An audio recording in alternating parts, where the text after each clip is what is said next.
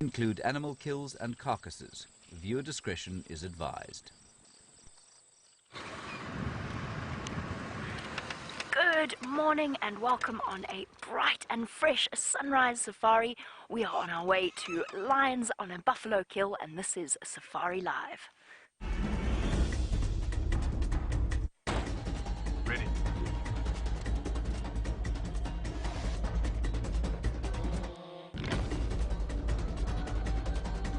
Standing by.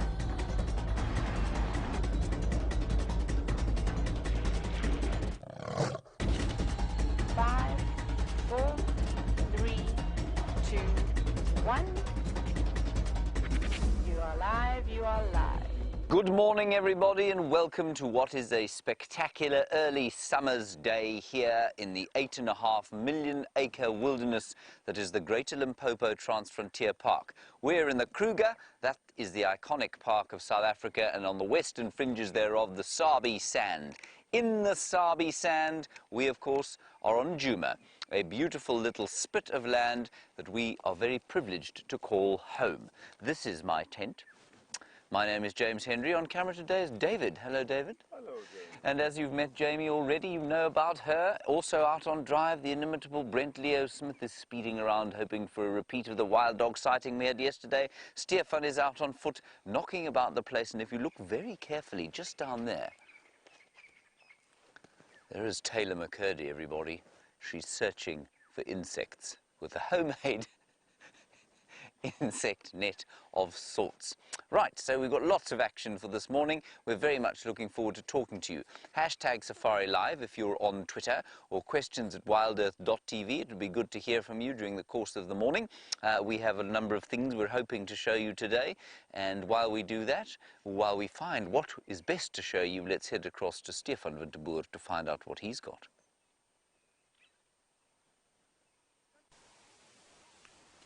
Good morning, good morning. Yes, it's myself, Stefan Tabur, and Jandra on camera, and we are enjoying that sunset that is just peeking up over the horizon. A brilliant orange ball right now. It was a little bit red when it arrived, but we absolutely got to see the sun this morning, so it doesn't look like the weather's going to change much today. Around about 66 degrees Fahrenheit, very comfortable to walk around at the moment, I must be honest with you. And we heard some leopard calling around the camp last night, so we're just making a perimeter check on all the most prominent game paths around the camp, just to see in which direction that leopard went. I know it sounded like a female. Brent found some female tracks going out somewhere, and there's some male. And it was Chris Rogue that found Tingana, or saw Tingana on the dam cam drinking at the pan. Probably him that was calling around. He never stops calling when he gets here. He's a leopard that enjoys that sort of thing. So we're checking main game paths around Djuma at the moment to see where those tracks come out, and then we'll see, I suppose, where the wind takes us at the end of the day, and we'll see what happens from there. No other plan for this morning. Just that, and it's sometimes nice to let yourself just wander, to be quite honest. And Brent, I hear, is also watching this beautiful sunrise, so we are going to go, and well, you're going to go and watch that with him. Morning and welcome to the Sunrise Safari. Brian, Jube on camera, myself, Brent Leo Smith. We decided we were going to do a slow motion sensory safari today. No, of course, we're only joking.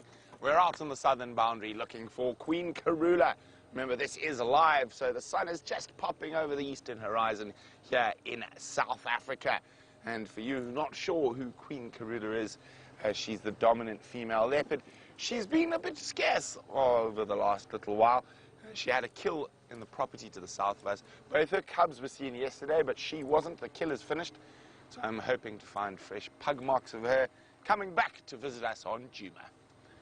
Remember, hashtag SafariLive if you'd like to send me any questions. At the moment, I am going in slow motion. That's so I don't miss any tracks in this gorgeous morning light. So far, no sign of Queen Karula, but there are cats, and they're happy cats, because they've got bellies full of buffalo. Let's go have a look.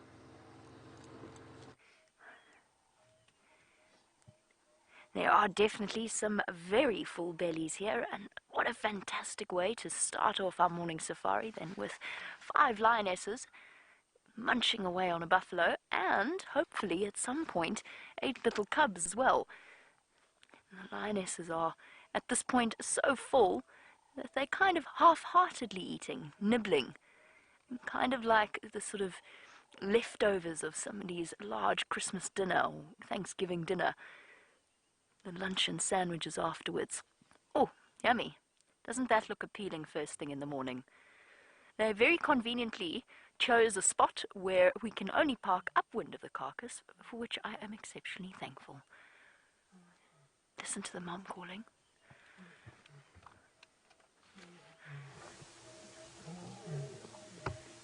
She's calling to her cubs.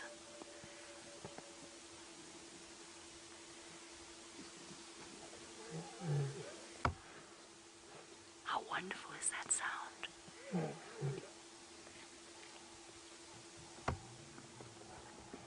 Come on, little ones. Mommy's calling.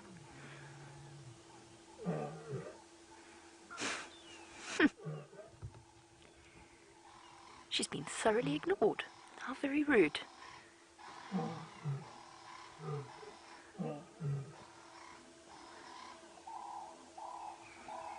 It's a very noisy morning out here. The doves are also being exceptionally vocal. Come on, little cubs. You're being called for breakfast.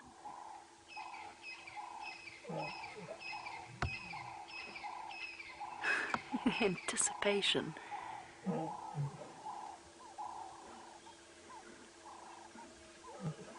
Oh, somebody's up. Here we go. Ah, and they have emerged, full of the joys of spring, of course, and thoroughly entertaining. This lioness. Oh, look at the strength of these animals. That's incredible. Even with a little bit of it eaten, that buffalo carcass is still mammothly heavy, much, much heavier than she is. She's just managed to roll the whole thing over. Oh, I don't know where to look. There's so much happening this morning. Now the cubs are calling back.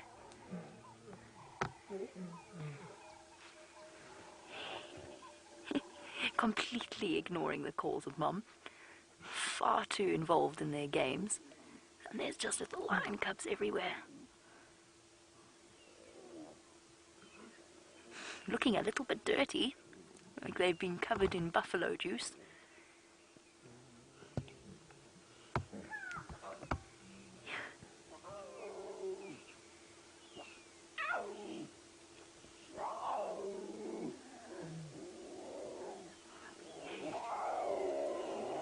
Just sitting quietly for a moment so that you can appreciate the sounds that are coming from these little creatures.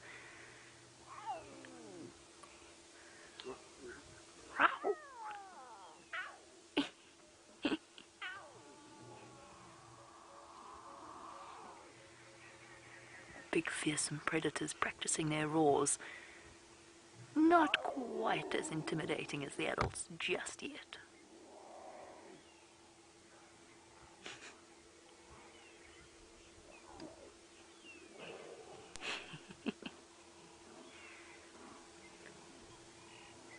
Very contented little cubs, bellies full of buffalo, cousins and siblings to play with, and an endless array of sticks to chew on. And at some point, those little baby teeth are going to stay, the cubs are actually going to start teething. And just imagine what a nightmare it must be dealing with 8 little lion cubs that are wanting to chew absolutely everything, including each other and moms and aunts.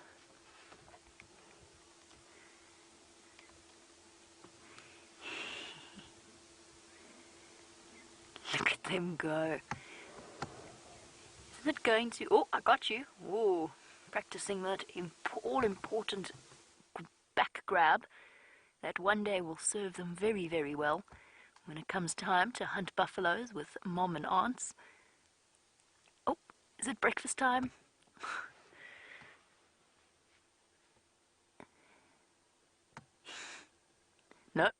playtime.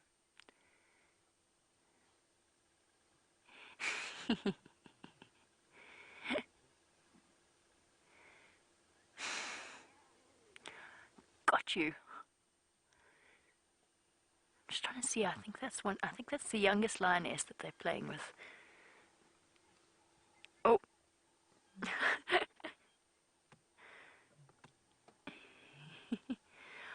All coming to join in the game. And of course,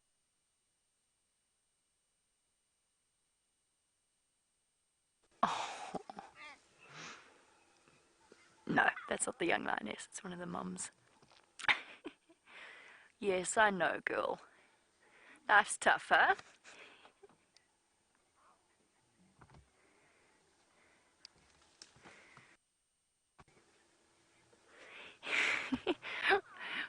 Where are you going, adventurers? Don't disappear too far. All the way up onto Gowrie Cut Line. My, we are getting very brave. Of course, we always need to do a head count whenever we sit with the Nkuhumas now, having known the tendency of them to go off adventuring and disappear for 2 days. I am, of course, talking about Hansel and Gretel, the cubs that went missing and got lost, and only managed to reunite after 3 days. I think that trauma is a little bit forgotten now.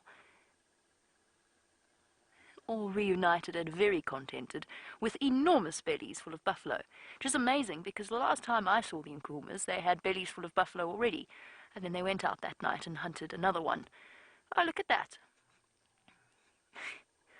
Combination of yoga and breakfast at the same time. Yummy. How thoroughly unpleasant. You stuck, girl. And unless you were wondering, with their full bellies, would they be more willing to share with a male that came through? And as you know, of course, they don't really have a choice in the matter. But lions will always be less aggressive around kills when they have full bellies. If you watch initially when the lions first make a kill, there's lots of growling at each other, lots of defensiveness over their particular corner of the kill that they're feeding on. And then as they start to gorge themselves, then they get, oh, that poor lioness. She looks so put upon. They're using her as a jungle gym.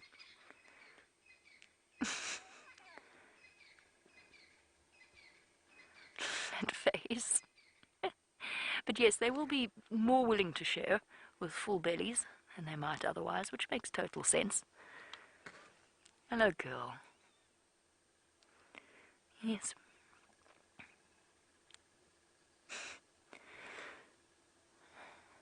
As the flies start to gather around the lionesses and their slightly smelly buffalo meal, let's go back over to Steph and see which particular insect he's found for you this time. Have a look at this little guy.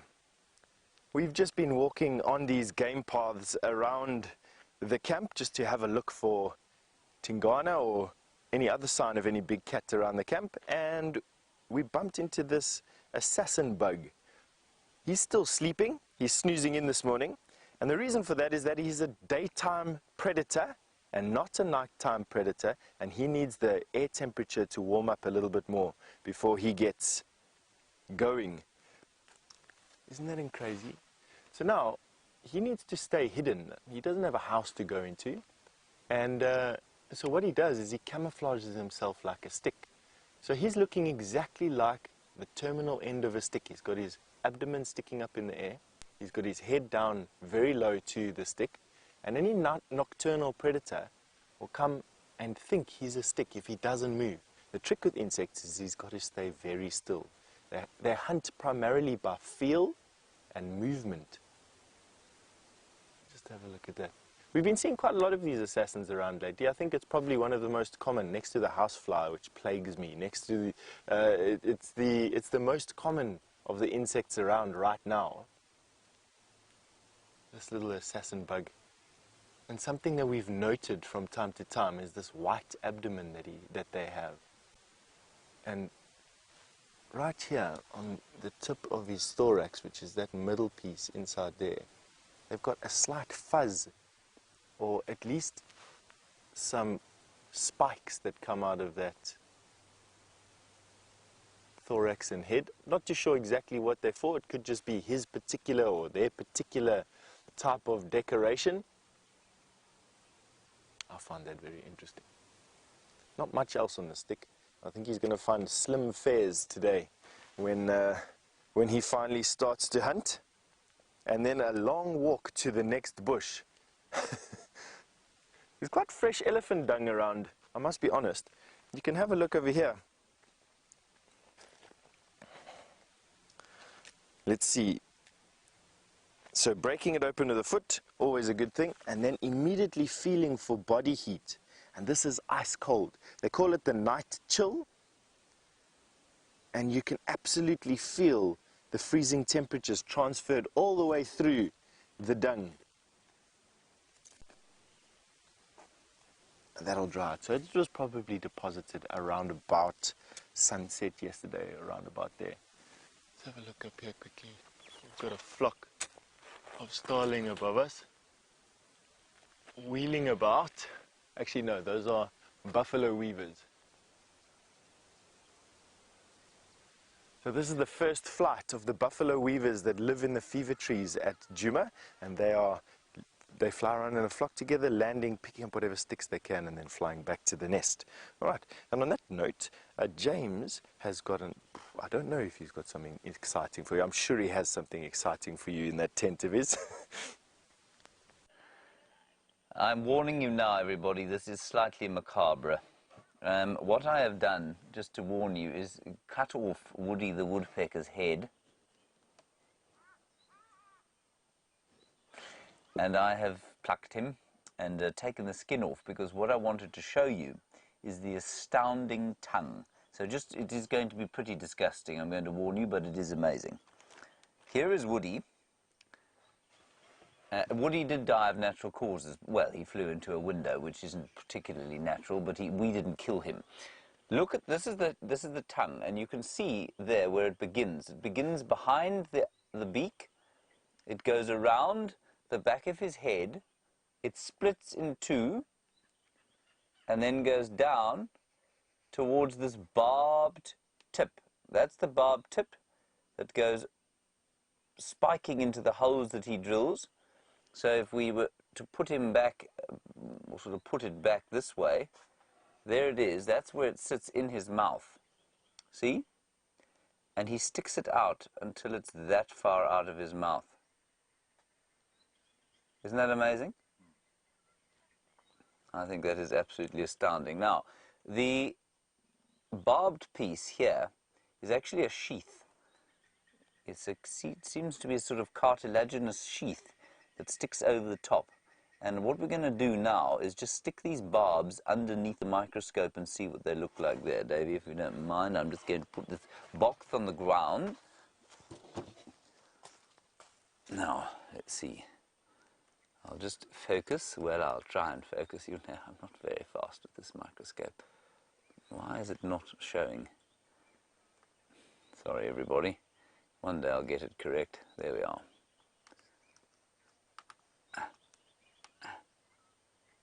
Right, there we are.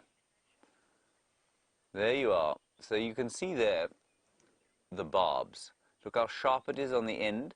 And those barbs are like little spear points. Let me turn it around. There we go. Now you can see they're like little spear points, and they will hook and stab into any little insect that he manages to catch, or that he doesn't manage to, that he used to manage to catch. And so, a bit like, I suppose, an old school whaler's harpoon. We seem to, no, we're okay. Good, I thought we'd nearly lost our signal there on the microscope, but it seems to be okay. So that's the sad story of Woody the woodpecker. I'm going to also take the top of his head off and see if we can't find that spongy outer casing that stops his brain from being concussed. So, we have some lions, we have the brain of the woodpecker to look forward to. We're going to go off to a short fake break, and we'll see you just after that.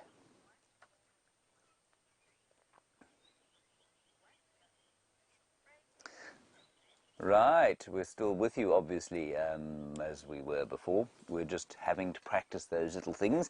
And the idea behind that, just to explain it to you, is that we learn how to throw forward, if you know what I mean. So with the TV audience, we give them a bit of a cliffhanger to come back to after the advert break, because you know how an advertisement can distract you from what you are watching. Now, I'm not going to cut his head open while you were watching me cut his head open, because, well, that would just be disgusting. So, well, and it is disgusting. He's starting to smell a bit niffy as well. So we'll put him back over here. And let's go over to the map here and give you an idea of where Jamie is. Hang one sec, Davey, sorry, 1 second.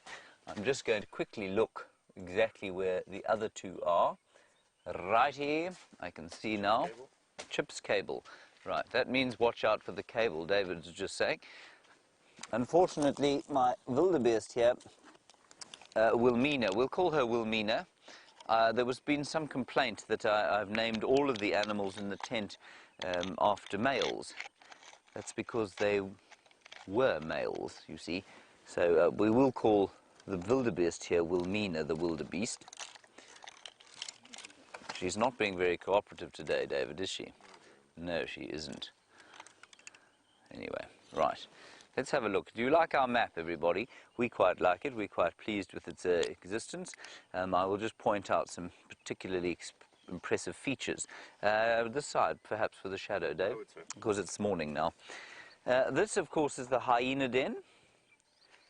That's very nice, yes, the old hyena den. This is the Balanites tree at Zoe's Road. This is the jackalberry tree on Gowrie Cutline, and that is where Jamie is sitting right now with the Nkahumas. That's their buffalo, of course, which is dead. Very nice. And then down over here is Brent Leo Smith. He's sitting over there. And this over here, BLS, big, loud sound. And over here is the African hawk eagles, sorry, the Batalier's nest on Leadwood Road. Yes, that's what that is. We have also one other nest, interesting nest site here, Walby, the Wahlbergs. You know Mr. and Mrs. Wahlbergs, that's where they are over there. And this artwork, everybody, was created by Kirsten McLennan Smith, who moonlights as a professional mapping artist in the camp, which is very nice. And Geraldine also, of course, sorry, Geraldine, yes, Geraldine would also like credit. She did the Photoshop work, which you can see is exceptional. So a team effort here. I think it's a great map. It shows exactly what's going on. Then I think Steph is somewhere around here. He's not too far from that hyena den there. Steph on the bushwalk, and what they are doing is, well, you know what they're doing. They're looking for perhaps the luckiness of a leopard in the morning, which would be great. So that's the lay of the land at the moment. I'm not sure what Brent's plan is, but what I think is quite nice to see here, and I don't know if you ever get to see this, but when you go to Cheetah Plains, what happens is you go down onto the southern boundary, and we head across this way and along this road, and then down, this is Nkoro here, and we head down onto Cheetah Plains, and that road there, you know that you kind of lose us. The signal isn't great, but that's why it's a slightly disjointed kind of thing, and we're not allowed to go onto any of these little reserves. Animals, of course, can come and go as they please, and that's how it goes. Let's head right back to the banks of the great Umluamati drainage with the Nkuhuma Pride. And we are still with our Nkuhumas, making a terrible racket whilst they feed from the milk bar, fighting over access to Mom.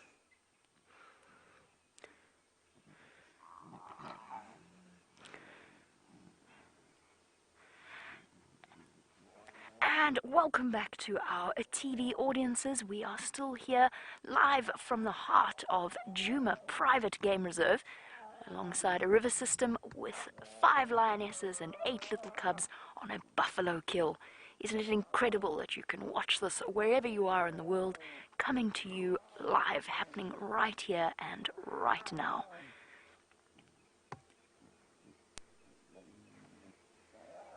And what a racket these little cubs are making. Nothing washes down a buffalo breakfast like a little bit of mom's milk, but there's our siblings and cousins to contend with. I cannot believe the racket these little things are making. It's amazing that that much noise is coming from them. My name is Jamie, and this is one of the most incredible sightings that we get to experience, sitting with a lion pride that we've got to watch, been able to watch over the last, well, I've been able to watch over the last year or so, and getting to know them on a really, really personal level. And now to see them with 8 healthy, happy, bouncing little cubs is a truly special experience, especially after what the Nkuhumas have been through over the last year or so, since the takeover of the Birmingham males and the loss of several of their pride members as a result, and the dispersal of their young male cub junior. To see them doing so well and being so successful is very, very special. And they really are. The Nkuhuma lionesses are seriously a force to be reckoned with. It seems as though they are taking down a buffalo every 2 or 3 days, which is impressive for 5 lionesses. It's no easy task, and it is something that they take their life into their hands each and every single time they do it. But with 8 hungry mouths to feed, it's hard being a lioness at the moment, but at least they have the support of their sisters.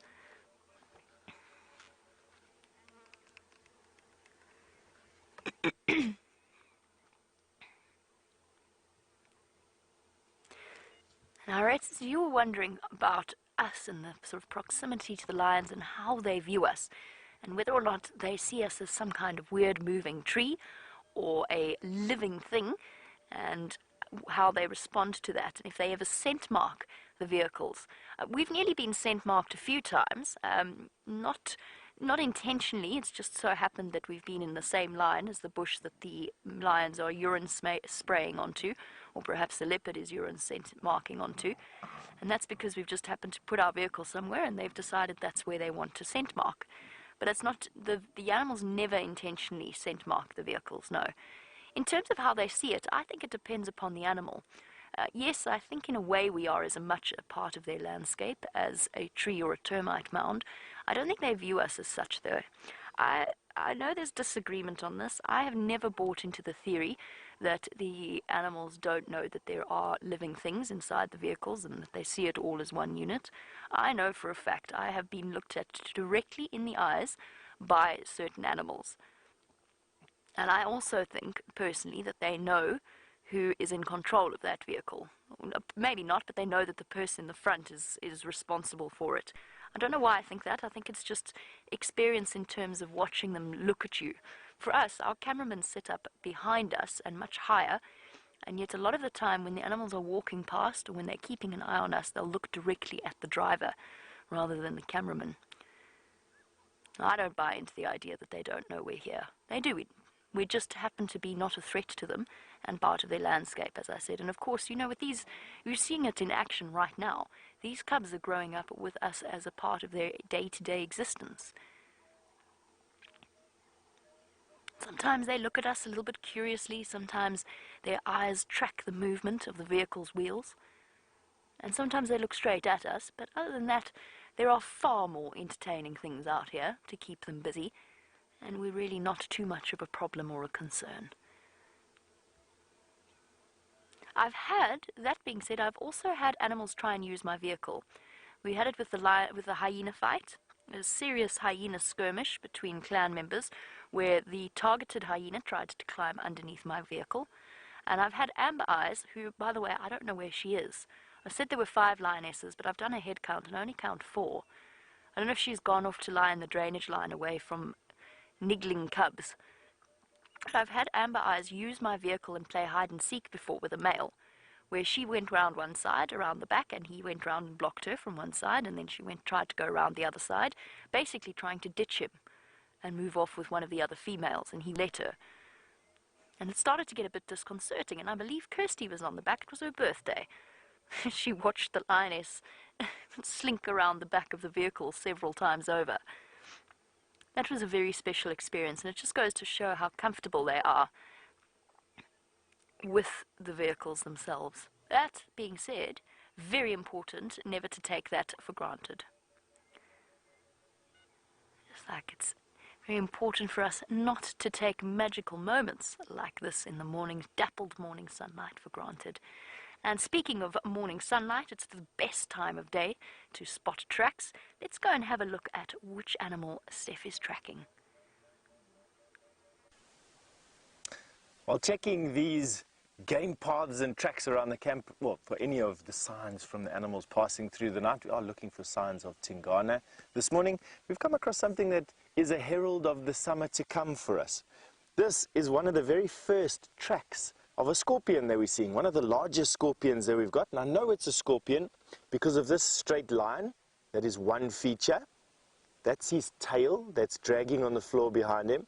And another feature is these feet imprints that they leave. They leave series of 3 next to one another, just slightly offset from one another. You can see there and there and there. This is the back foot, middle foot, front foot. Back foot, middle foot, front foot of a big scorpion, probably one of those big granulatus species of scorpion. I'm just going to draw you a picture quickly, if I can. See, since my colleagues are all getting good at these drawing pictures, I feel peer pressure to do it.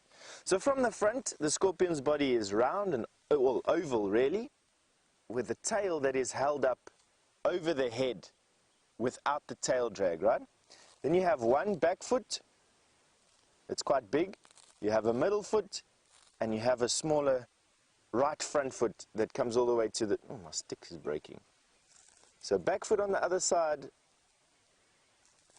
middle foot, front foot.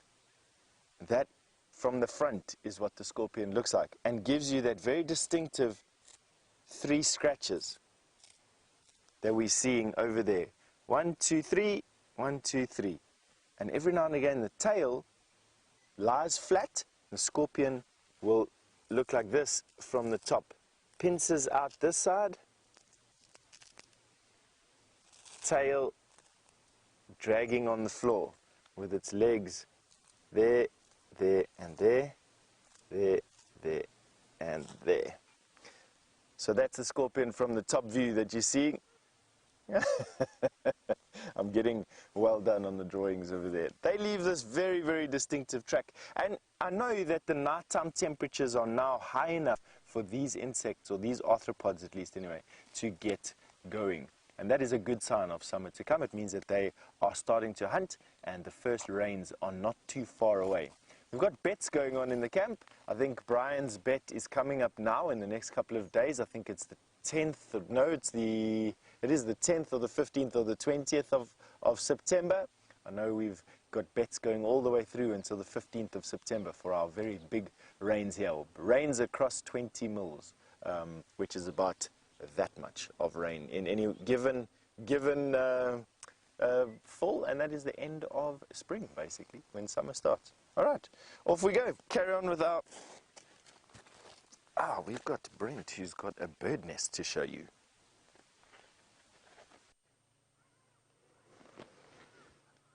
So this is a multi-layered apartment building. There we've got the vultures, being the biggest in the penthouse. And just a floor down, there's a Warburg's eagle in its nest. And we've got 2 predators in their nests right next to each other, and they seem to be getting on okay for now. And of course, in the cheap seats out on the edge are the buffalo weavers. And there is even a buffalo weaver. Looks like one, is it? It is 2. There we go. 3 bird species all sharing the same tree. Lovely big knobthorn tree. We're down on Cheetah Plains.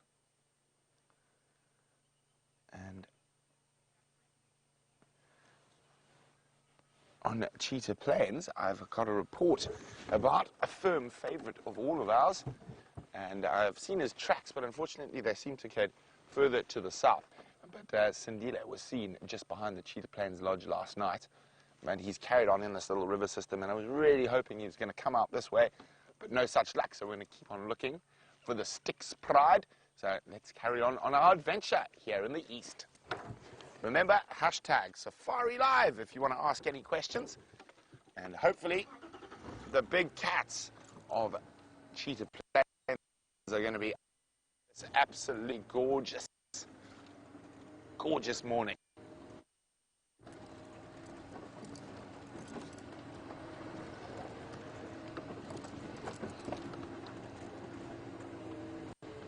Okay, so this is a good area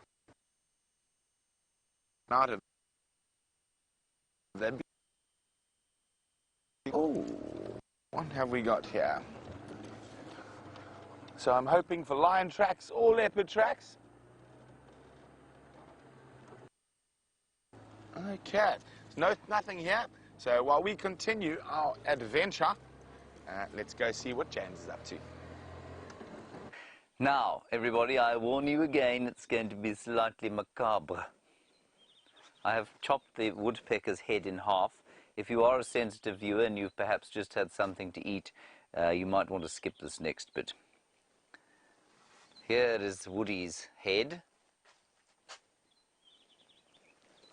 There is Woody's head in cross-section. Nice, David? Yum, yum. Yeah. Now, what you can see, I'm just going to look at the screen so that I can see where I'm pointing. There is a spongy material that protects his brain from being hurt. So the sort of pinky bit to the back and behind there, that stuff there, is his brain. And then in front of that and underneath it, there is that spongy stuff that absorbs the shock when he smashes his head, of course, into the bark and hard wood out of which he drills the insects that he eats. Now, we'll have a look at it under the microscope.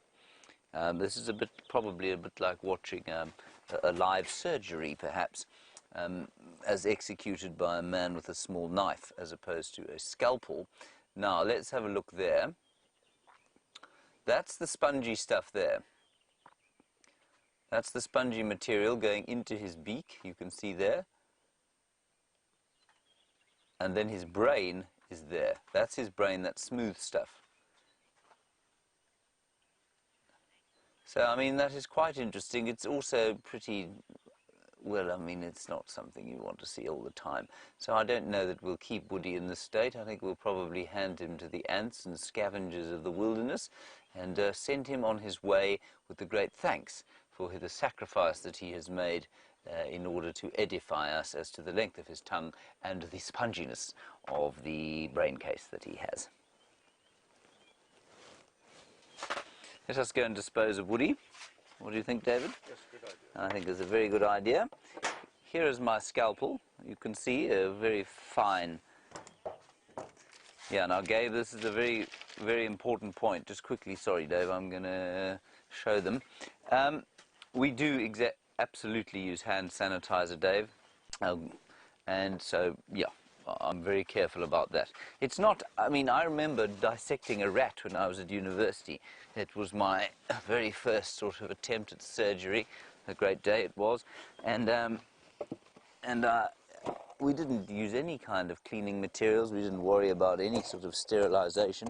But I think it is important that we do that sort of thing. And, I mean, ideally, I should use gloves. So if you are a younger viewer and you want to do this, and this is not a bad thing to do. It's a really good way to discover animals and their bits and pieces. Good idea to wear perhaps latex gloves while you do it. Righty, we're going to go towards another advertisement break. While we do that, well, I might bury Woody, I think.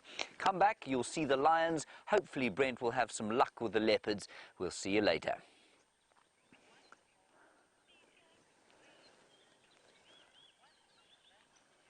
Right, we're back with TV, everybody.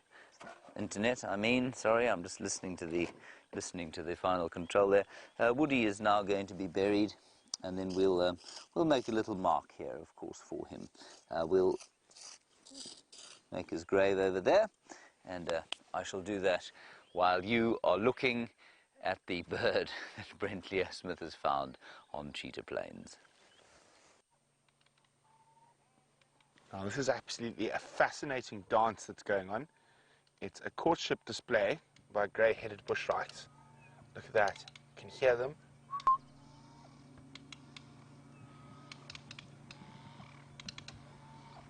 Isn't that incredible? They're going to hop out into the open again shortly. Just going to wait. Oh, they've gone deeper. Do you hear that wing, that beak clicking? There we go.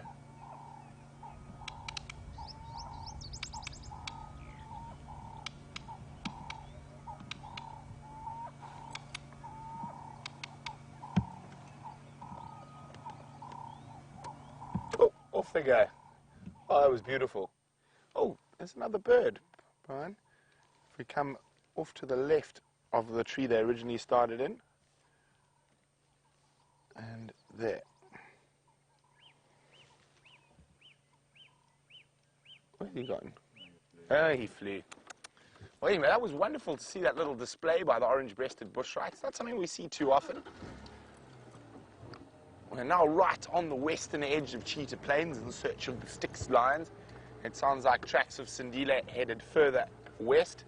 So unfortunately, oh, you never know, he might turn around and pop back. Ah, there we go. And a beautiful bird. I think, well, here's one for you guys to identify. Let me know if you know what bird that is. Send your answers through to #SafariLIVE on Twitter.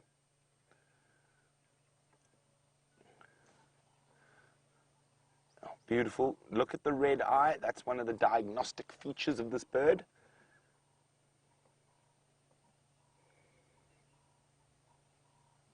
Oh, he's itchy this morning. So one beautiful thing about these clear early mornings, the birds are very active while it's still cool. So we do get a chance to do some nice bird watching.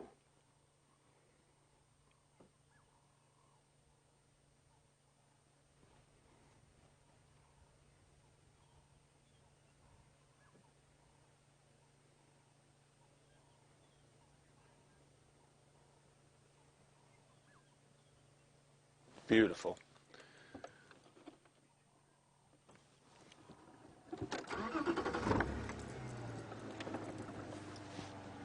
Okay, well, I'm going to keep checking very carefully around here. And I think I've just spotted something, so while I try to figure out what's going on, Jamie has got the smallest member of the order Carnivora.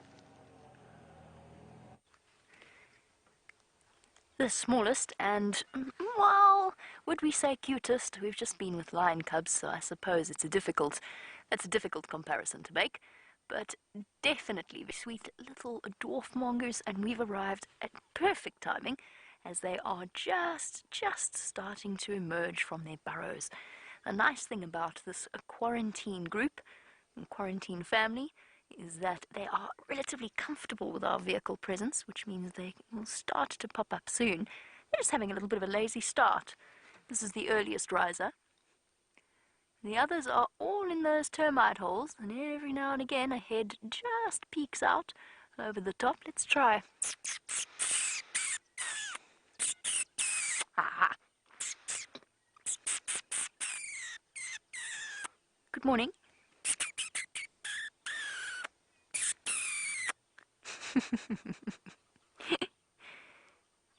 How cute is that? Oh, and gone. Bye. Is it still too early? Come on. We've just got to be patient. I've sat with dwarf mongoose before, to the point, and I've just been very, very quiet, that they have come right up and sniffed and nibbled on my tires. Hello. Surprise. I wonder how many of them are going to start popping their heads out as we sit here and watch them.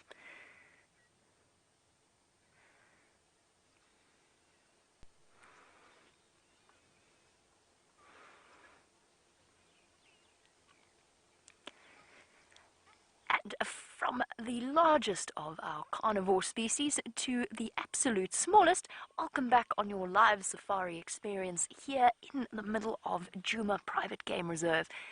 And what a treat we have for you this morning. This is the smallest member of the carnivore family, a little group of dwarf mongoose, and they are just waking up, popping their heads out of the holes and starting to emerge. Now, my name is Jamie, and you are on a live safari experience, which means that you can send through your questions on #SafariLive on Twitter.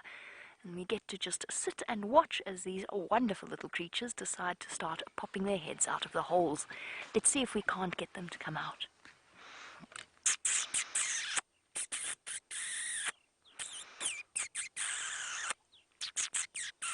Nope, I've lost my touch.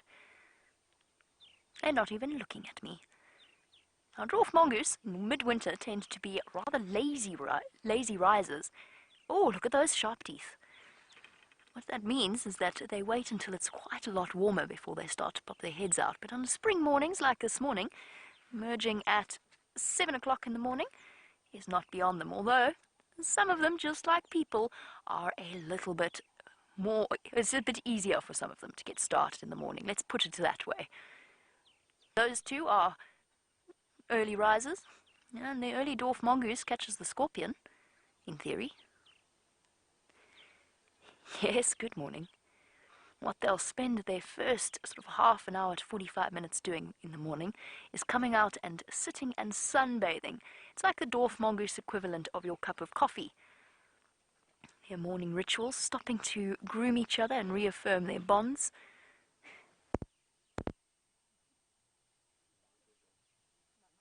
Oh no, that's tragic. And we're back. I have absolutely no idea how I did that. My apologies. Apparently I disappeared. That's all right. You had the mongoose to entertain you. That little one that's popped its head out on the right is my favorite. Come on.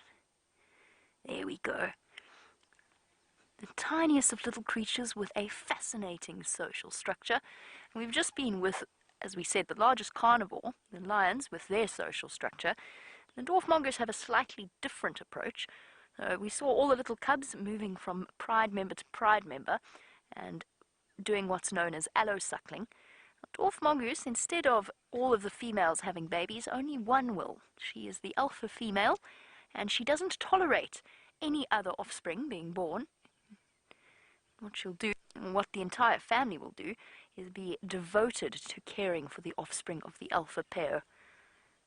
A little bit of a contrast to the way that the social structure of the lions has evolved.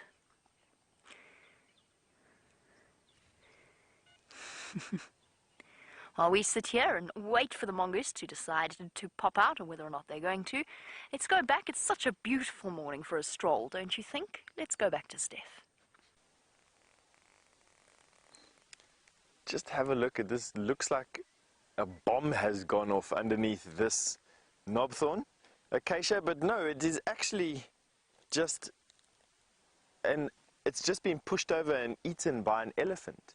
And all of these ends are where the elephant snapped off the roots of this particular knobthorn and have eaten it. But because the substrate was so sandy, it's allowed us a unique view at its root systems.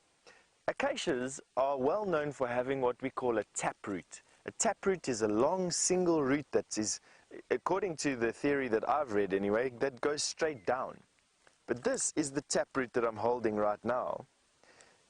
But it looks like it was shared in 3 equal parts between this particular part right here, this, the main taproot it looks like, and then this one here, which also, but none of it goes straight down. If I have a look, if you come around this side of the, and you come and have a look at the tree itself, here's the tree itself, here's the main stem, and then rather than a continuation of this root out towards your direction at the moment, these roots bend at 90 degrees as soon as they go into the ground. I just find this absolutely fascinating. Acacias are supposed to have some of the deepest root systems in the bush out here, and that's what makes them flower so early and what makes them leaf so early, is that they have access to water. And while that may be true in under perfect conditions, this particular tree just shows that it's not always the truth, that something under the ground over here keeps these roots, well, keeps them going out horizontally, and that was why it was so easy to push this tree over, I think. It just didn't have a deep enough anchor. It's incredible. It also gives us a nice insight into how elephants pushing down trees help animals that can't reach as high as what they can. So now, rather than this tree only accessible to giraffe and elephant, now this tree becomes accessible to everything, from steenbok all the way up to kudu, and then also giraffe and elephant. This is unfortunately going to kill this tree. I don't think this tree will survive this particular amount of damage. But in a lot of cases, acacias that are pushed over like this, or broken down in these particular cases, can carry on growing. And they will carry on growing and have this leaf, this leafy barrier that now is created and is accessible to other animals. This in turn also forms a windbreak, and this is where I think this particular tree is going to be so vital. As this tree dies, the branches are going to start falling down into an ever-increasingly thicker mat of vegetation, or at least dry sticks, at about this level. As the wind blows the grass seeds around in December, January, the wind is going to blow these grass seeds into this tangle of sticks. The grass seeds are going to drop underneath the branches out here, and you're going to get what we call a seed bank. Because it's so thorny, because this particular barrier is so impenetrable, the seeds of the grass are allowed to grow, and from there will propagate more seeds into the bush around them. And this is what we call, as I said, a seed bank because of that. Come and have a closer look at these thorns. They have to be one of the most wicked thorns to get stuck in. You don't want to be stuck in a thorn tree like this. You pretty much won't go anywhere. Have a look at that. You'll be able to stick your arm in, but getting your arm out again is going to be a different story. Similar thing, if I had a very sensitive nose, would do exactly that.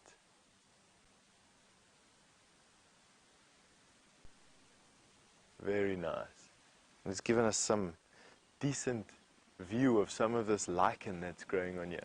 Now, lichen is a plant that is made up of a symbiotic relationship between algae and fungus.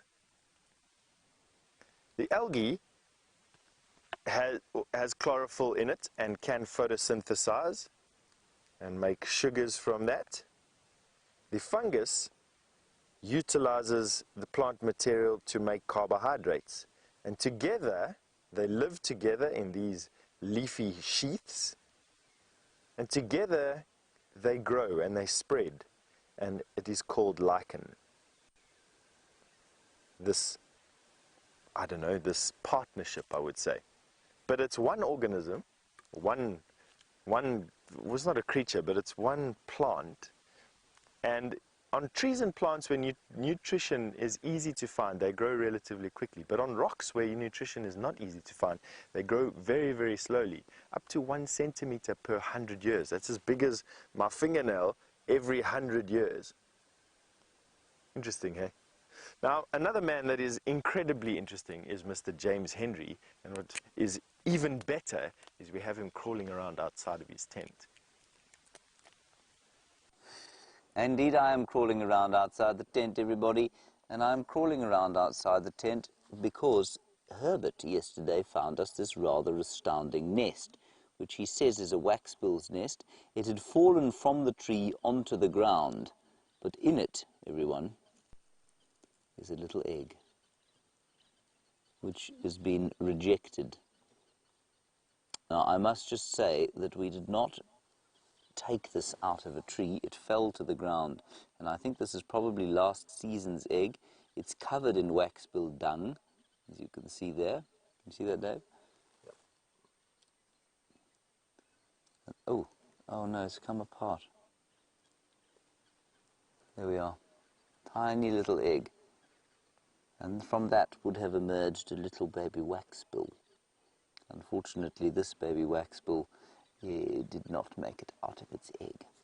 What we're going to do now is go and examine whether we can find perhaps some mites. Now, we have seen the Styx cubs, who Brent's looking for, and we've seen that they do seem to have what we think is sarcoptic mange, which is a mange caused by mites. I think we're quite quick to make that diagnosis. There are lots and lots of different kinds of mange that animals can get out here. It may or may not be sarcoptic mange, but let's see if we can find a mite in here, and we'll see what it is all about, really. Let's head across to Brent Leo Smith now. He is not with the Styx Pride, he is with something infinitely rarer. Gobble, gobble, gobble. A wonderful flock of ground hornbills. There's 6 of them, including a juvenile. Unfortunately, we only got a good sight of one at the moment. We just watched one of them feed a little snake to the youngster. Now, I'll try and get you over the youngster, because you'll see he doesn't quite have that developed red on the face like the adults. Where's that little one gone? Oh, that one looks like there's one looks like catching something.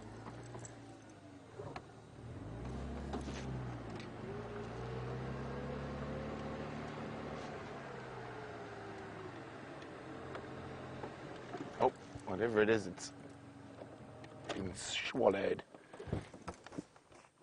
So there you can see, where's the juvenile now? I'll turn your head, there we go.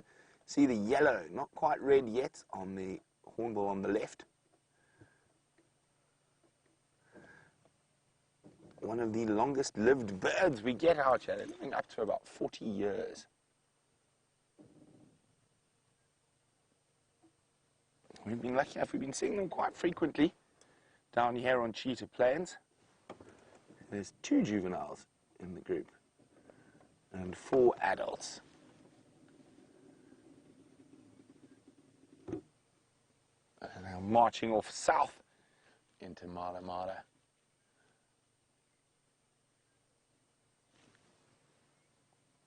Oh, a dove just appeared on top of frame, flying directly at us there.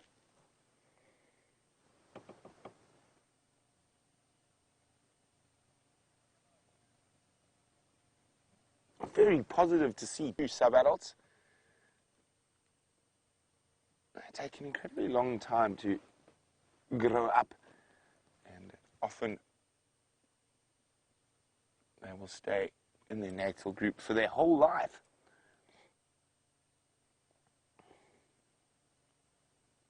Very particular feeders,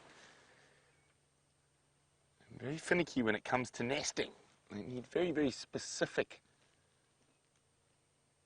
set of criteria for a nest. It has to be a big hollow tree,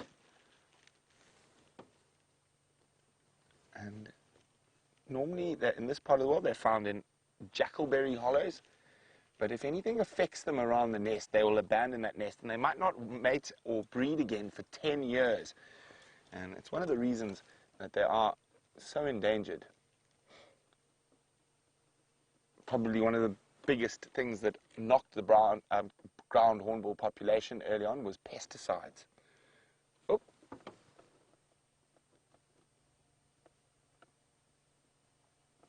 Brian talks to them. Have a word, Brian.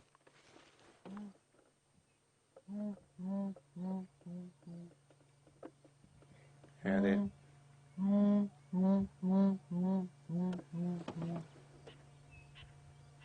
There we go. There's Brian's rendition of a ground hornbill calling.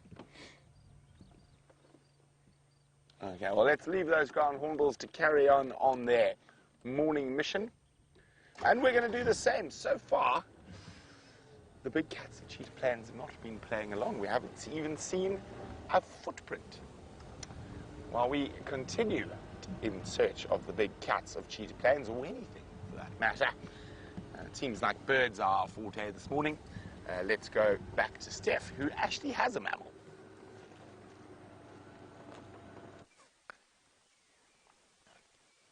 We definitely do have a mammal. We've got a zebra in the distance. Doesn't seem like he wants to play with us in actual fact of letting us get a little bit closer, but that is just because we're on foot. And don't forget, man, an animal like this, or a potential food source, has been in competition for many, many years. Zebra, many thousands, many hundreds of thousands of years, in fact. And they have this sort of natural distrust of man on foot. Now, although we don't do any hunting of animals in this particular area, they still retain that sort of genetic fear for man on foot. And we'll see if we can get a little bit closer in the next couple of minutes. Let's see if we can go a bit closer there, Jean-Jacques. Let's go. It looks like there's more than one zebra.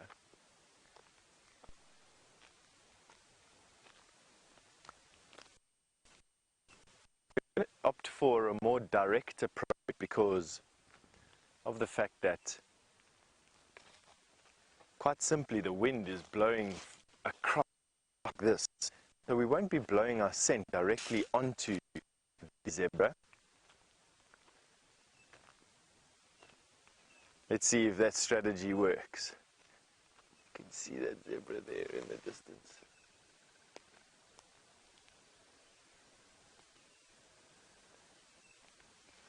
At least we got to show you a zebra. Now they're busy walking off. They're in this area because this is pretty much the last couple of patches of grass that we can see. You can see that the grass cover here is not too bad in actual fact. You can see that even though the termites have been at it and even though the zebra have been at it, it's not, these tufts of grass are still substantial enough to, I suppose, support things like elephant and zebra and hippo. Oh, there's just such a fantastic smell to this type of grass. It's sort of a wintry grass smell. Smell? There? Oh, it's a beautiful smell. It's sort of, I don't know how to say it. It gives me these feelings of these crisp mornings and these misty, crisp mornings in winter. It's lovely. But I'm going to leave that over there for the next zebra to come along and eat it.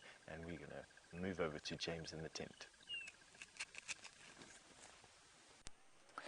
Just outside the tent, everybody, there's a white-browed scrub robin going. Davey's there. He's actually just on top of the tree there. You see him? He's perched on the tree there. He's just flying up over the top of us. He's raised. No, he's gone. Anyway, that's just to prove that this is the best office in all the world, or laboratory, as it has been today, a surgery indeed. Now, we've been microscoping this blue waxbill's nest. We haven't found a mite, but what we have found was a worm of some sort. It was a larva, I suspect of a beetle, but unfortunately it has managed to give us the slip, and it's a tiny little thing. Probably only about, I would say, about a meter across, a millimeter across. And so I can't actually see it with my naked eye. There. Look at that, everybody.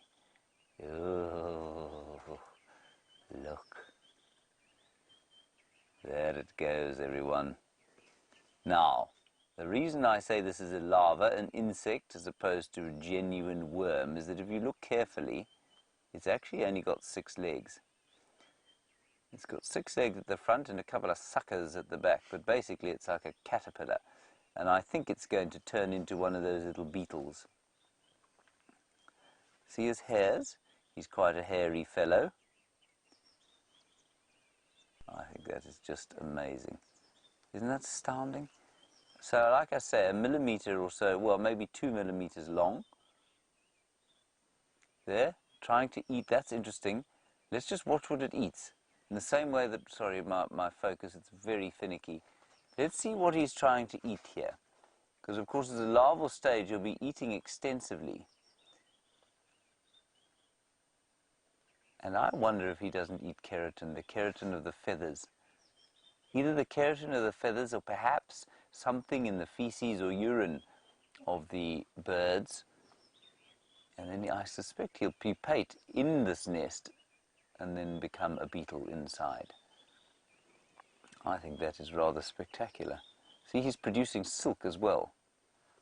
Of course, because he'll have to go into, at some stage, he'll have to go into cocoon. Now that is, he's standing there on a dung ball, a wax-billed dung ball. The white bit there, the uric acid that forms on the top of the feces and urine or waste products there. Maybe he's going to eat that.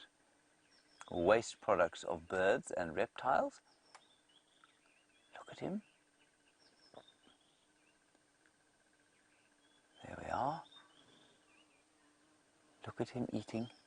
Isn't it amazing to get a micro view of the world like this? Then just look at the left-hand bottom side of the dung ball. You can see the little suckers that he's got there. Those are not legs. See that? They're like little sort of, well, yeah, suckers, basically. And if you look at the front of him there, you can see the legs moving now. There are the legs. There's little claws on them, all 6 of them. 1, 2, 3 on this side, 3 on the other. And at the back, I'll just try and focus in on them, the suckers. 3 each as well. And that, of course, is why those inchworms, which sort of move along in that inchworming fashion, move like they do. Gosh, how very, very fascinating indeed. So I think we've decided quite successfully that he is a dung eater.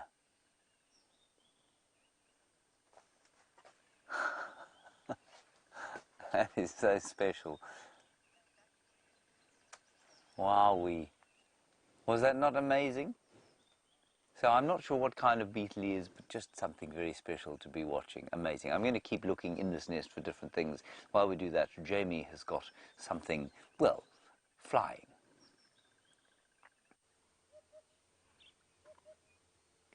Oh, look at this. It's been a long time since we've had a chance to see a hoopoe, and we've got him calling. Just listen. It's incredible.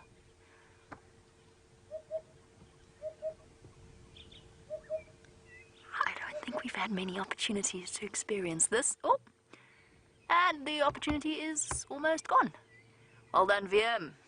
How awesome was that? Do we have the best cameraman, or do we have the best cameraman? Yes, we have the best cameraman. That was absolutely wonderful. That was a hoopoe, and many of you will actually be familiar with them. You do get them in other parts of the world as well. So that sound, that whoop whoop, well, it's not very difficult to guess where the name comes from, is it? Whoop whoop. Whoop whoop. I want to try something. I left the dwarf mongoose for now. I don't know if this is going to work.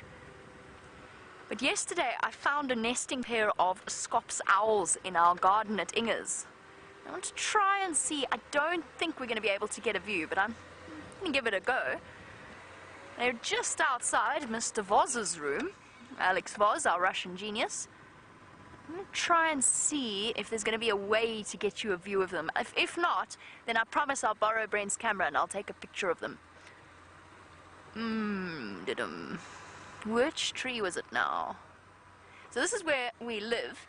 I'm getting a behind-the-scenes glimpse into our world. And I happen to know that Mr. Voz was in final control, so we're not running the risk of bumping into him while he's just waking up. Oh, this might not have been my brightest idea.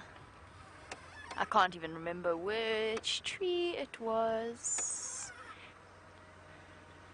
Huh. See if they're calling, because that's how I found them this morning. They were in the sort of the little trees on the left-hand side of the house.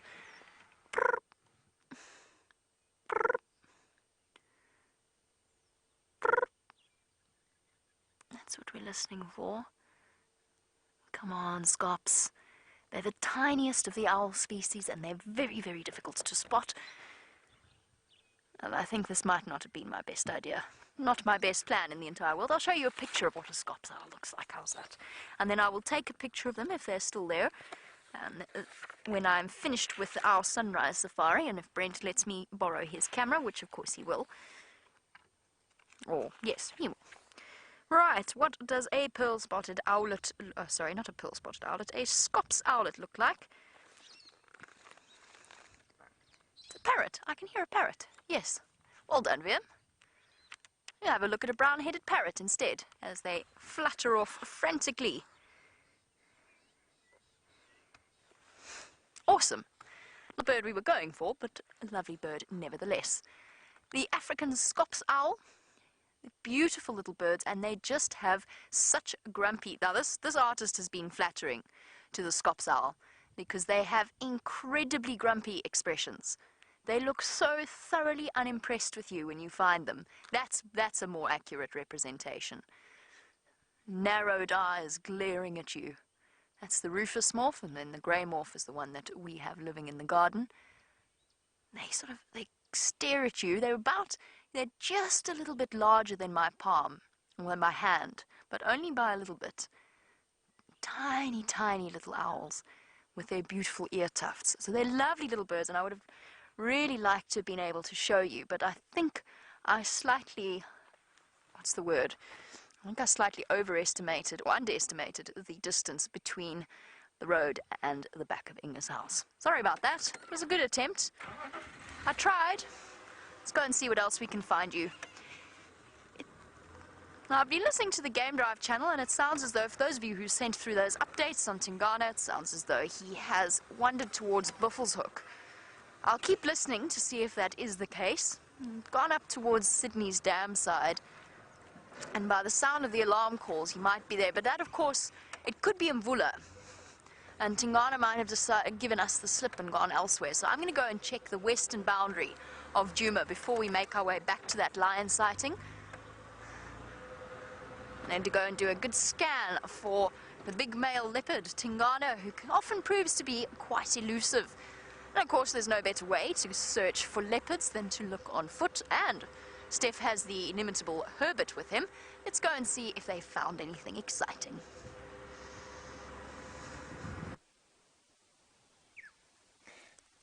Walking around over here looking for any sign of these leopards, we have actually managed to listen or hear of some signs. We're walking towards an area now where we heard some kudu or nyala bulls barking just now.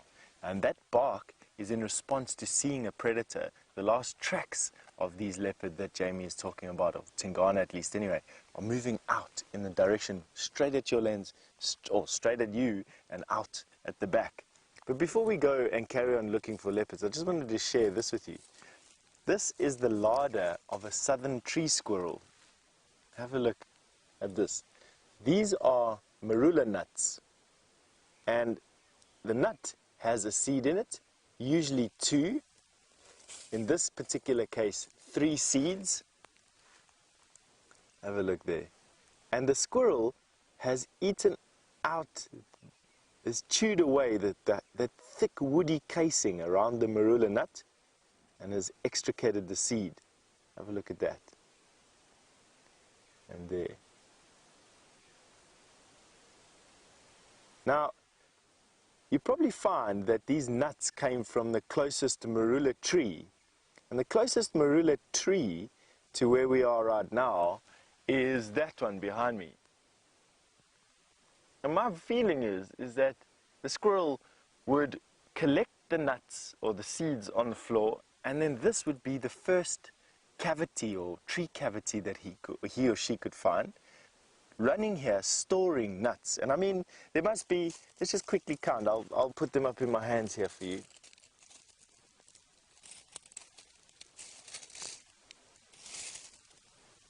There's just, I don't know how many years worth of nuts there are here, but they're definitely enough to keep the squirrel properly fed for a dry season. This is just in one area, in one patch, hey?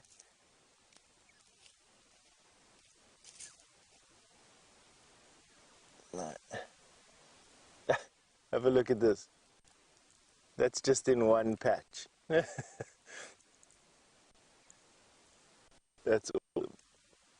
Now, I don't know exactly where the squirrel has gone, but you probably find that with the amount of fruit that a marula tree can produce, and I mean they can produce bunches of these fruit, you probably find that this squirrel has a larder in almost every cavity around this tree, and will have similar larders in every cavity around every other marula tree that's growing in this area.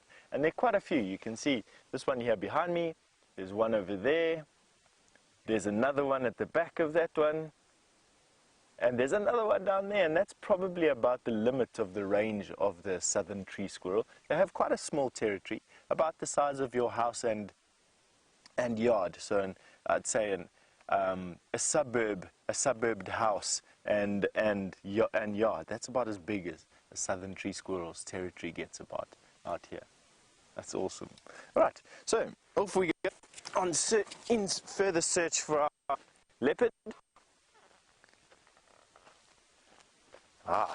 And Brent is on Cheetah Plains at the moment. Fantastic.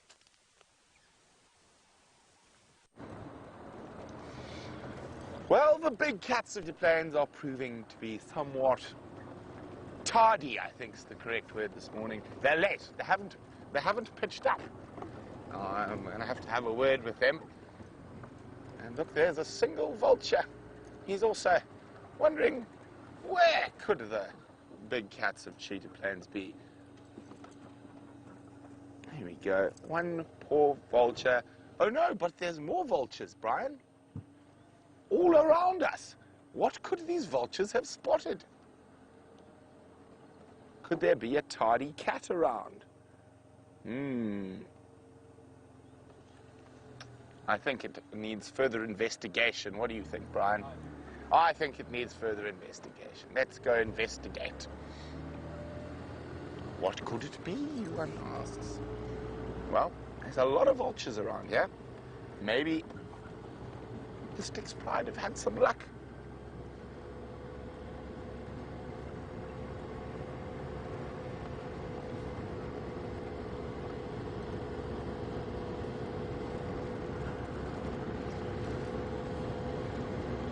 Well then, to James, Joanne and Deborah, it indeed was a black-backed puffback.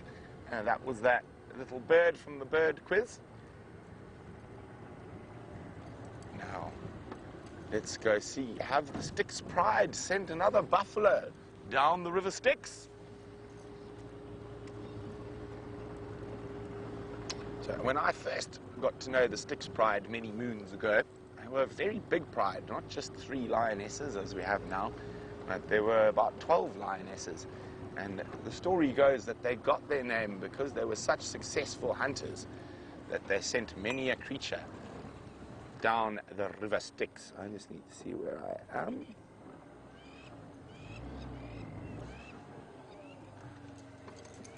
Okay. I think it's worth looking down here. All the vultures were centered around that area.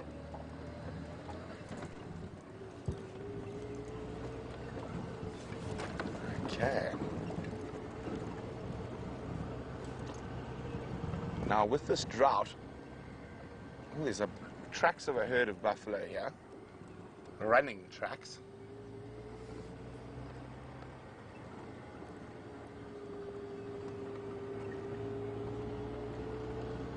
Here we go. Oh, more vultures. Lots and lots of vultures. And there's Ephraim. What is Ephraim looking at, I wonder? Could he be looking at the vultures like us?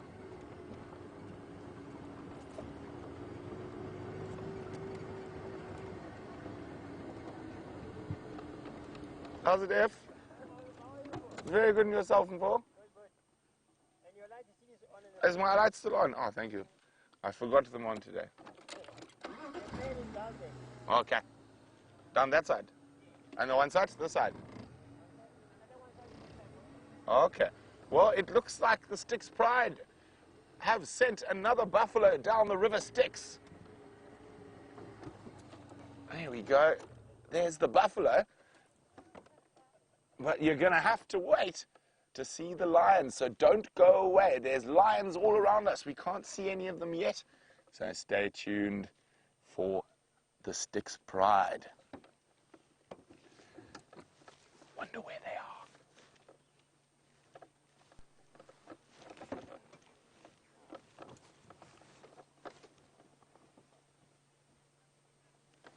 Of course, they're right in front of us, actually. Well, at least some of the cubs. So There we go. Little ones having a scratch, shame.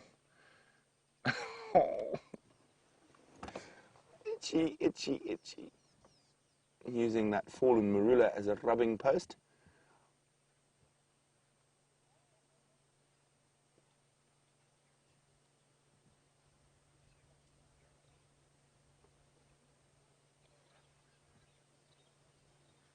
Oh, shame. Okay, let's move a little bit, see what else is around.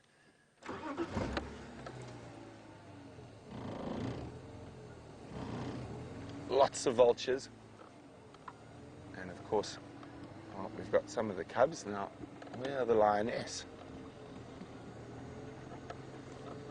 Oh, there are cubs everywhere, spread out around us. They're the vultures. 1, 2,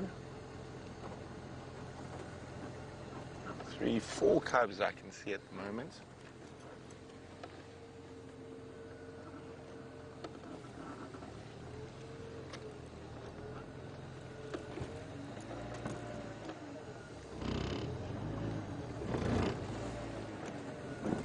Okay, here's one of the cubs looking nice and fat.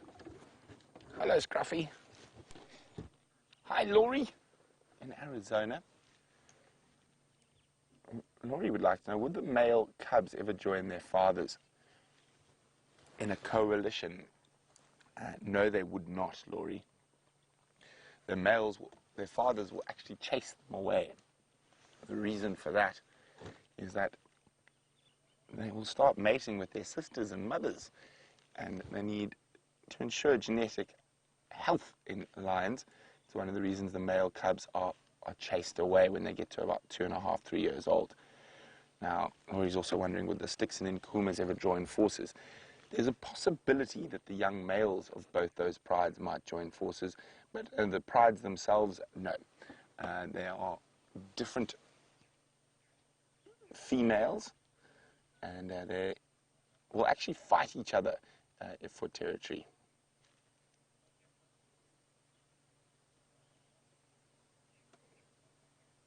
Now, at the moment, the Styx cubs and the adults are suffering from mange, which is causing them to look a little bit draggled and do quite a lot of scratching.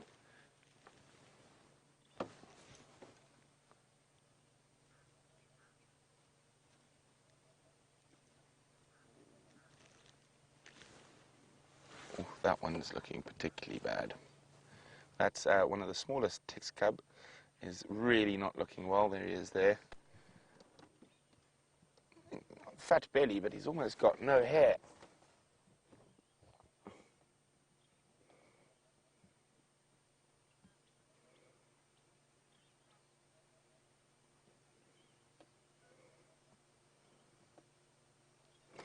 Okay, let's go have a look at the carcass.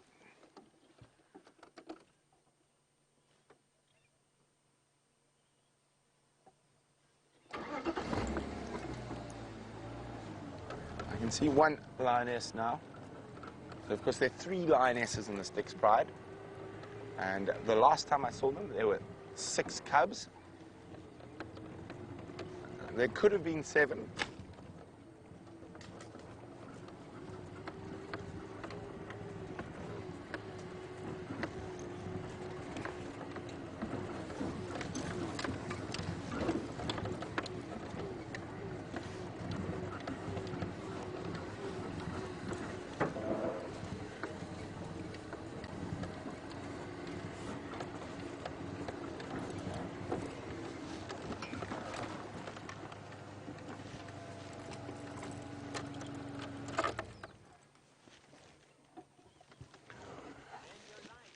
Welcome back, and here we are with the Styx. And of course, as I said, they sent another buffalo down the river Styx. And isn't this exciting? This is our other main pride. We see a lot of, we've been with Jamie and the Nkahuma pride in the west. We're away in the east with the Styx pride. And there are 3 lionesses in this pride. And I'm not sure how many cubs at the moment. There were originally 8, but the last time I saw them, there were only 7. And it looks like they've caught a buffalo cow here.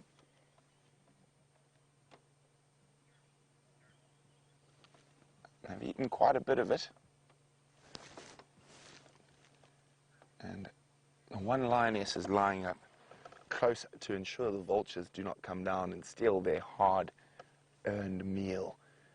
The rest of the pride are spread out in little bits of shade behind that lioness. There is a male around here somewhere. We're going to go look for him. He's part of a coalition of 4 big males known as the Birmingham Boys.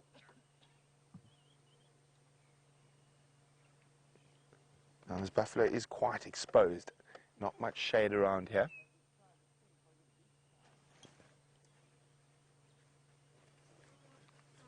Therefore, unfortunately for them, the one lioness has to keep tabs, make sure the vultures don't descend and devour. There you go, you can see they've eaten the cheeks, and they've eaten quite a bit from the rear as well, but lots of meat left here. Now, the buffalo are having a particularly torrid time at the moment, lacking in a bit of condition due to the drought, and the lions are taking advantage. Between the sticks and the nkuhumas in the last 2 weeks or so, I probably think, oh, must be 5 or 6 buffalo, maybe even a few more, have descended down the river Styx.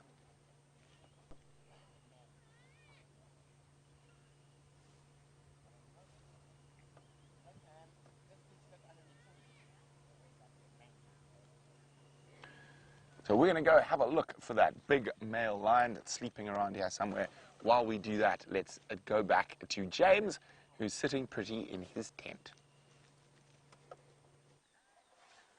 I don't know how pretty I'm sitting, but I'm certainly still in my tent. We've been outside wandering about, fossicking and seeing what we could see. There you see we have now arrived on the tent from Cheetah Plains. I think that's rather a special thing that we're able to do to show you exactly how far we've gone. We'd also like your feedback on it, quite frankly, to see, does that actually work? Does that give you a context of where we are, or is it just a great blur of confusing topography? Let us know. We're working on them. They are a work in progress. Now, what I did find when I was outside was this burr. Now, you've all been walking through the bushes and been stuck with these things that get into your socks or onto the hairs on your legs if you happen to have furry legs like mine, and they're almost impossible to get off. And that is why, look at the incredibly sharp points on the hooks. They're like particularly sort of virulent and tangled Velcro. And inside this burr, of course, is a seed from which more of the, I don't know what plant this came from, but the seed will grow into whatever it was and will create more burrs. But look at them. They're astounding. Now, if you come back to me, what I will do is I'll show you, oops, how sticky it is. Just watch my hand as I open it out. You see that, David? It's just astounding. It's amazing how sticky it is, and there it is sticking onto my hair. That's the most fascinating shot you'll see all day, isn't it, David? Yes, David. Yes, very nice. Now, what else we have here?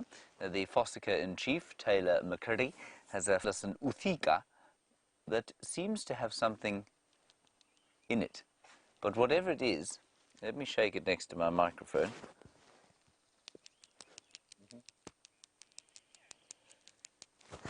Whatever it is, I don't think it's alive if it's bouncing around like that. So let's open it up. We'll put it onto the microscope, onto the little table of the world's most irritating microscope. We'll cut it open with my very fine scalpel blade. You can see that I have here the same one that we use to behead Woody. It is, as I'm afraid, bespattered in woodpecker blood. We're just going to chop the end off, maybe. It's proving quite difficult to get into. Right, there we are. Now, open it up. You can see there, can you, David? Yes.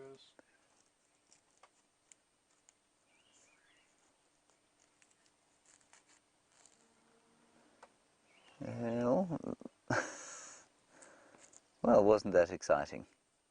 That is a little bit like opening up a gift that is a box and finding in it nothing. Ah, there's what was there. That's that's what was making the noise. That little piece there. Let's put him under the microscope and see if it is in fact an alien life form or just something that is like a stone. I suspect the latter quite strongly. Let's go up a little bit, push it under there, and try and focus. This is absolutely riveting, isn't it, David? I mean, it's a real world of discovery. I don't know what that is. It looks like a piece of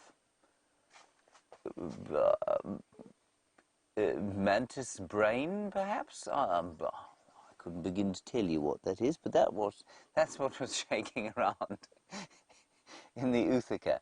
That is so disappointing. I expected to find a kind of hardened, half-formed mantis in there. Instead, we found, I don't know what we found, really. You know what? If you look to the top and left of that thing, I wonder if that isn't the forming of legs or joints, perhaps, of the mantis. But maybe not. Maybe it's just its brain. Anyway, that's that one there. Now, the next thing I have to show you, it was disgusting, is this piece of wood that Steph found yesterday for me. And I'm just going to carve it up a little bit so that you get a really nice sense of its smell. I'm not making a spoon, no, Kirsten. You know that that's ridiculous for someone of my skills. Now, what we're going to do, everybody, is have a smell of this. Just take a deep breath. Ah, isn't that nice, David? Beautiful. What it smells of is, I suppose, a very subtle Indian bazaar, if you know what I mean. It smells like incense, basically, but it's very subtle. And you don't want to be spending too much time with your face inside the tamboti wood. It's tamboti wood, Spirostachys africanus. It's highly toxic, and that smell, if you burn this wood, it can, in fact, kill you. But what my grandfather used to do, and I hardly remember the old boy, but he used to have a big log of tamboti in his home. And in winter, when he had a fire in the hearth, he'd put this on for about, probably about 5 minutes. It would fill the room with this delicious scent, and then he'd take it off so as not to poison the family to death, which of course would have been unfortunate. The other thing I'm going to show you is the grain on this wood. Look at that. Hundreds of colors of gold, copper, and very dark red. That particular red piece on the bottom right there may be woodpecker blood. Okay. We'll see what else we can find in the bush out here. Let's go across to Jamie and have a look at the home of a bird. I'm so relieved that the shikra have decided to stay and continue to nest in this particular spot. I thought they'd moved and abandoned this nest site, but I was mistaken. And look at this amazing little bird. Incredible birds of prey, very, very tiny, with that bright cherry red eye that is so distinctive. We hardly ever get to see shikra on our live safaris, so the fact that we've got a nesting pair is just so incredibly special, and we're able to watch them, hopefully, as they raise their brood. For now, though, the shikra is currently occupied, fixing up its nests.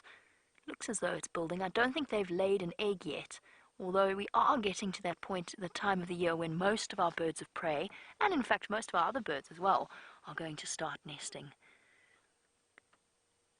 This is incredible to watch. Now, the first time we found this nest, the pair of them was here, and they were busy breaking off branches, which I have to be honest, I didn't know that they did. I thought they just collected fallen ones. I didn't realize that they actively, off he goes, that they actively broke off the branches of that they used to build their nests. Now I've also seen the warburgs doing it, so it's obviously quite a common bird of prey thing. They've got the strength and they've got the talons and the skill to break off branches. We saw the warburgs doing it with the guari bushes. I wonder where the other one is. I'm going to try and reposition so we can get another view of it. It's also known as the little banded goshawk.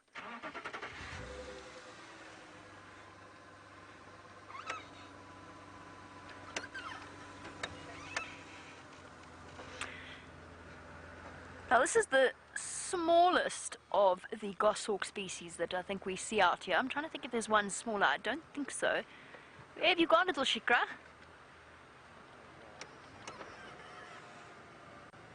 Yeah, he definitely stopped there. Where did he go from there? Oh, there. Here we go. Awesome. Now, James, you were wondering, James Richard from New York, good morning as always, and welcome to our sunrise safari. You wanted to know which of our birds lays the smallest eggs. I don't know which bird would lay the smallest one. My suggestion would be a fairy flycatcher, since it is one of the smallest, tiniest little bird species that we get out here. I'd actually wouldn't mind passing that question on to some of the other guides, perhaps Brent and James, and see what their opinions are, and Steph, in terms of which would be the smallest. My guess would be a fairy flycatcher would be very, very small. And of course, there's sometimes a bit of a strange correspondence between the size of the bird and the size of their eggs. Oh, that's exactly what the Shikra thought of that sentence, which is fair enough, because it wasn't really a very well formulated one at all. I sort of mean that, oh, bye. Off he goes again. Let's try this one more time. I sort of mean some birds lay eggs that are disproportionately large for their size, and some slightly smaller. That was what that entire convoluted sentence was meant to mean. The pair of them are here. There's two. One is still in the marula tree, and the other is gone. The joys of live wildlife filming, particularly when your subjects have wings. Come on. And particularly when they decide to pop themselves straight into the sun. There you go, you should be able to see it from there, Viam. In the back of that marula tree. There we go, well done. How exciting is this? The joy, of course, of our live safari experience. You might come out here on safari and perhaps maybe even a couple of weeks driving around, but you'll never have the follow-on that these live drives are able to provide. We can stay here, and I'm really hoping that they will. Watch them as they raise food, and off they both go. And they're heading off. They've got to balance their time between nest building and feeding themselves as well. And of course the female has to start to really bulk up so that she can prepare for egg laying, dedicated to raising their brood. Now there's that messy nest one last time.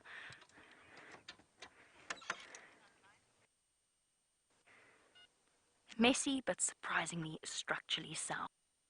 Decided that they're fluttering off.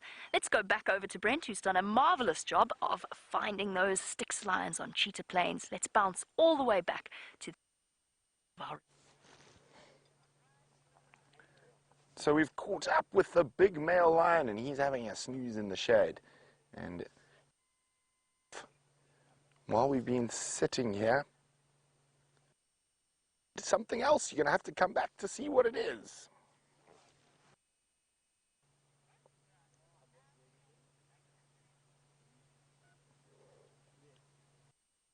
Now there we go, there's the male lion sleeping in the shade, and the river Styx has been flowing overnight, and the Styx Pride living up to their name. Brian noticed while we're sitting here that there's a buffalo carcass. So they caught two. Let's go have a...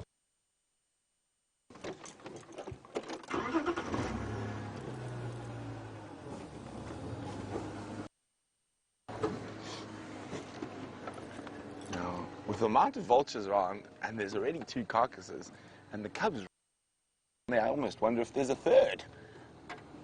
Not impossible, especially with this drought and these buffalo herds suffering quite heavily at the moment, having to travel massive distance between food and water. So there we go, another adult buffalo cow.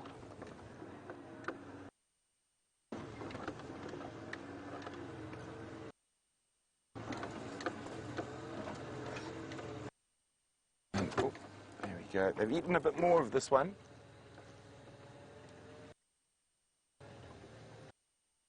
There she is.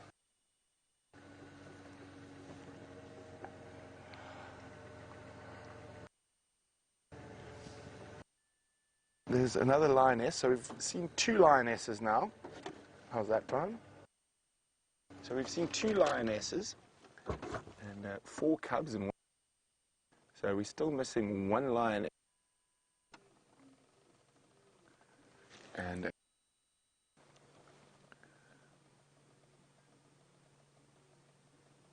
now Fran's wondering how long will it take to pick a buffalo.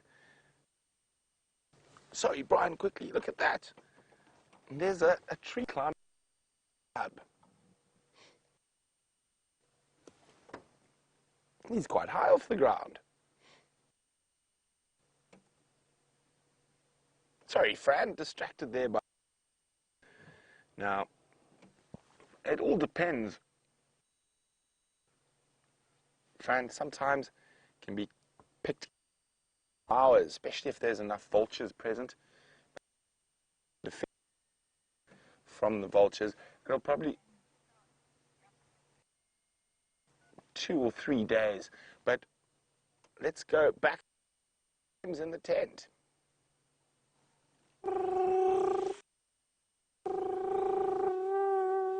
I am imitating, of course, the crested barbet outside. We've been looking at egg sizes on, and we have found that the smallest egg that we can find so far, grey penduline tit egg, just 14 millimeters, or just over half an inch long. Apparently slightly longer than that, at about 25 millimeters, which is about... We're going to Tech Loop.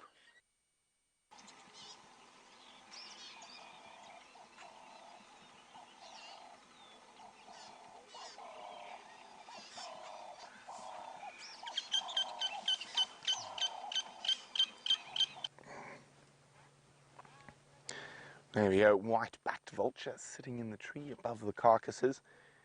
And the lions are very spread out at the moment. There's the 1 cub still up in the tree, and I think they're lying in these trees because of the rough bark to help them with the itch. We can't really see them too well. The male's still fast asleep. But we're going to make space now. There's quite a lot of other cars who haven't seen lions yet today that are on their way here. Let's go past the male again. No, we didn't get the best look at him.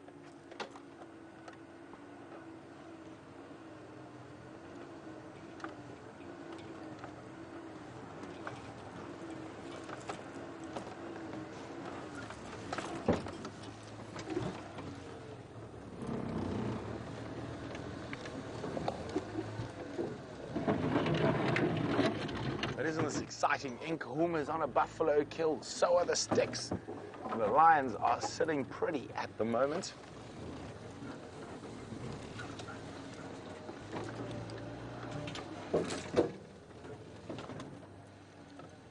Standing by.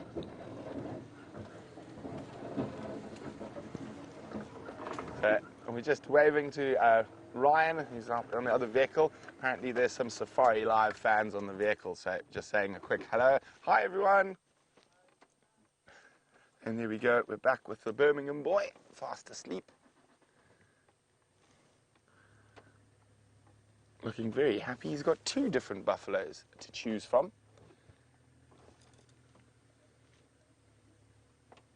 And it looks like he might have eaten from both. He's quite obese. Standing by.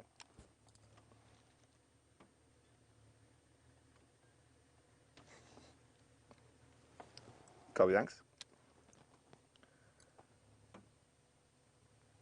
There we go, look at that.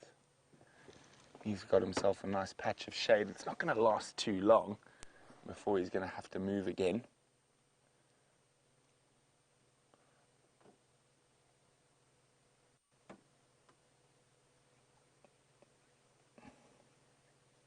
Yeah, well, we're going to probably keep moving. Let some other people get a chance to come in and have a look at these lines. While we do that, let's jump back on board with Steph as he plays with some sticks. Yes, you catch us in the process of refining my trap that I made. Now, trapping is a brilliant survival technique, not only because it provides you with the opportunity to trap for animals that are active both in the day and quite simply deploy quite a few traps for relatively little energy expended. Now, yesterday I made a trigger and a trigger stick. This is my trigger. I made that out of a piece of monkey orange, and the reason why I used monkey orange is because it really needs to be as strong as it can possibly be. And my trigger stick I made out of a piece of terminalia, and I did that because the trigger stick needs to be able to be worked, and I know that the local guys out here have used terminalia to work their wares on the handles for hundreds of years, and that's why I'm using that. Now, I set my trigger over here so that you can have a look at it. I'm using dental floss because dental floss is a fantastic survival tool. It is made of ultra strong fiber, and literally, although you can bite through it fairly easy, there isn't a lighter weight fiber that gives you as much strength. Steel would be better, but of course I don't want to do that out here. Alright, now what I'm going to be doing is I'm going to be making a loop. I haven't quite figured out exactly how my loop is going to be attached just yet, but I think what I want to do is attach it to my trigger. There we go. I'm going to do this. I'm going to tie it, because I don't want this to come loose. This needs to stay. Now, a lot of you might be asking, what's the difference between this and snaring? What's the difference between trapping and snaring? Essentially, from a definition point of view, not much. But I won't be using this to catch animals. This is just a demonstration about a survival technique. And people have been using survival techniques for centuries. They developed from our earliest means of collecting protein. For us to run around in the bush with a bow and arrow and with spears is something that is more fantasy than reality. The reality is, to hunt big things is dangerous. And there are a lot more smaller things in the world than there are bigger things. And it's a lot easier to catch mice and rabbits and Franklin and all that stuff than it is to catch buffalo and elephant, and no matter how we decide to do those traps. So what I'm basically doing is now I'm going to be doing a loop here at the end. So I twist this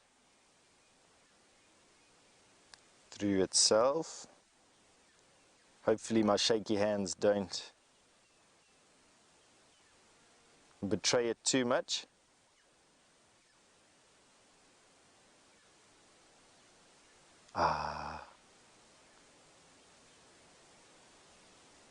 Can you all see the concentration creases on my forehead?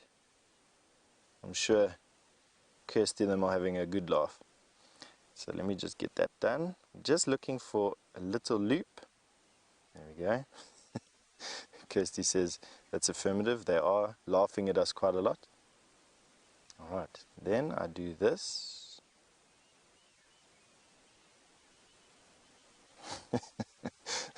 I might even decide to floss my teeth with this when it's finally done.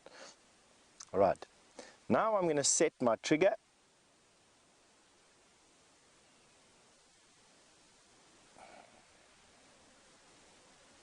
I'm going to set the hair trigger on that in a little bit.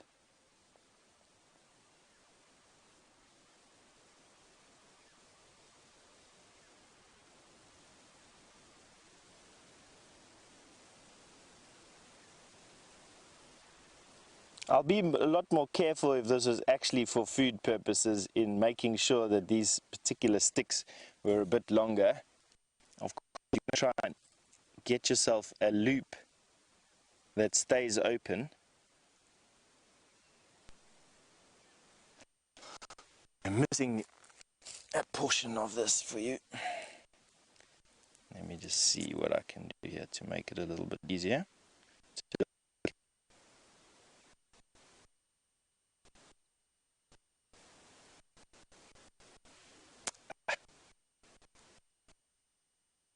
Anyway,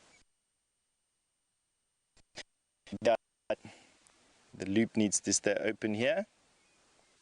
And then what you do is you set the trigger here. Whoop.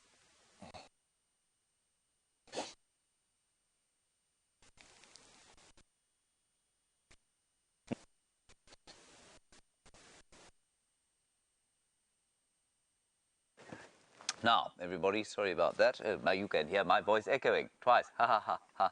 Now, just before I show you what I've got over here, I must just display something to you. Just over here, outside the tent, is Taylor. Here she is. Hello, Taylor. Good morning, now, everybody.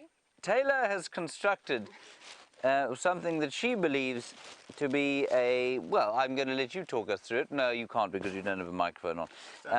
I'm going to, why don't you tell us what this is? It's getting very intimate with James Yes. this morning. So, this morning I managed to create this wonderful piece of equipment for things that you can find in your kitchen.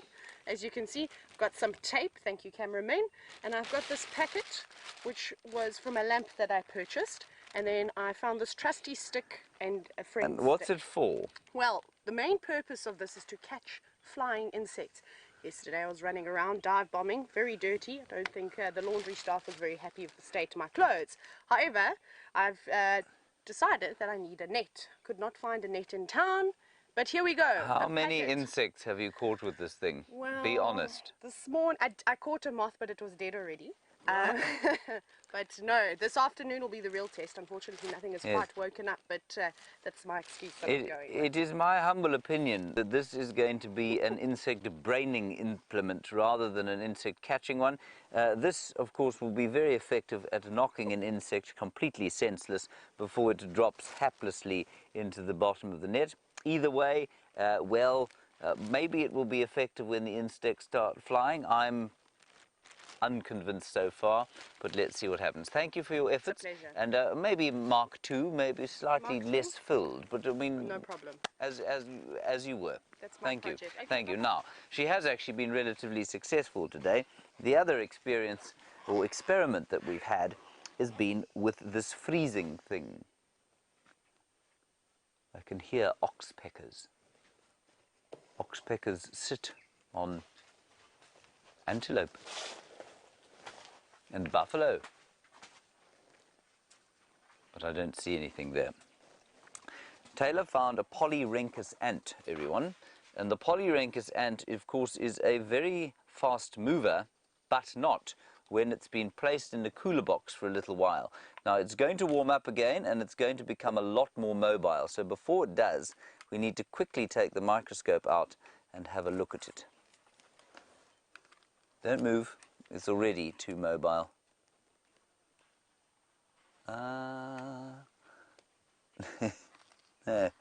It's not cold enough yet, but there it is. If we go quickly to the microscope feed, you might see, there we are. There you are. There it is. Polyrhynchus, the ant, kicking away. Now, I don't know if you can see, but it's got those spines on its abdomen. The spines on the abdomen, I'm sorry everybody, I know that really is not a great shot. We're going to put him back in the cooler box, I think. Just cool him down a bit and then we'll have a better look at him. He will be released fully intact once he's been in the cooler box for a little while. Next thing I wanted to show you is this quite horrific creature. Look at that. It's a fly. Now, it's a big fly that we managed to catch yesterday. I did kill this. I felt nothing for killing this fly, I have to tell you. I don't know why. I feel like a fly should have less right to life than me, but I do. And so I murdered it, and here it is. Now, what I particularly want you to look at is those red things. Can you see those two little red things? You want to know what a mite looks like? That, everybody, is what a mite looks like. So we found one on the eye of the fly. That rhymes, David. Nice. And what's interesting to me is that if you read about what drives so much of the evolution of life, what you find is that it is the avoidance, largely, of parasites. A mite like this is probably a parasite on this fly. So even the humble fly will be in a constant war with parasites, parasitoids, viruses, bacteria, fungus, mites like this, various other things that will try and take its nutrients and will, in an effort to survive, in much the same way that I suppose you might consider us parasites of the world. And that's what's going on here. The mites, I believe, also to be dead. Yes, they don't seem to be moving. I will tell you how I killed this fly, if you'd like to know. It was quite effective. What I did was that sorry, let's come back to me if you don't mind. What I did was I put it into this box here, and it flew around in there for a while, and it wouldn't stop moving around. So what I then did was to put a little bit of hand sanitizer inside it, and that very effectively poisoned it. So we shall be doing that again, no doubt, with many of the larger fly species that we find out here. Stefan Winterboer, I believe, is still he's frozen. He can't be crossed to at the moment. Let's put the ant into its cooler box. I don't know that I've got much else new to show you at the moment, but there was something. All right, while I find what it was, let's head across to Steph. He has unfrozen himself, unlike Polyrhynchus.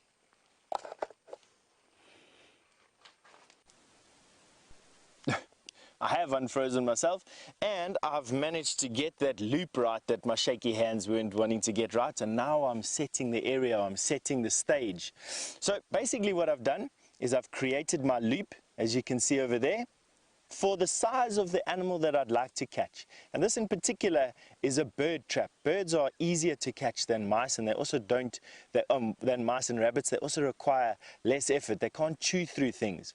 So now what I've done is I've set my trap. I'm now setting the stage, and what you want to try and do is you want to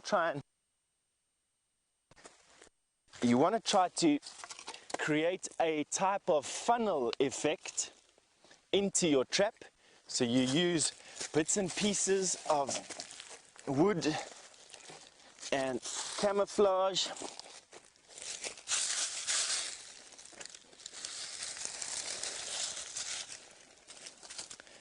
And what you can see is I'm creating a natural avenue for the animals to come through. Ooh, I'm almost setting my own trap off over here. For the bird to come through, dust it with a little bit of, and then what you do is you go and fetch some fresh elephant dung. Yeah, and remember folks, this is just as a display. This is as a survival technique display. I'm not actually setting anything over here. Now what I'm doing is I'm using some elephant dung to bait my trap. I want to catch a bird here, and so what I'm doing is I'm putting some elephant dung, which has got some seeds in it, some termites. All right, and I'd look for the freshest dung that I can. You don't want to go and use old dung like this. Obviously, the bush is littered with old dung. Birds have already had a chance to go through this, and so you'd really want a fresh one, or one that's just covered in termites. That's what you actually want. All right, and now what I try and do is set my hair trigger. Depends on the bird that you want to catch.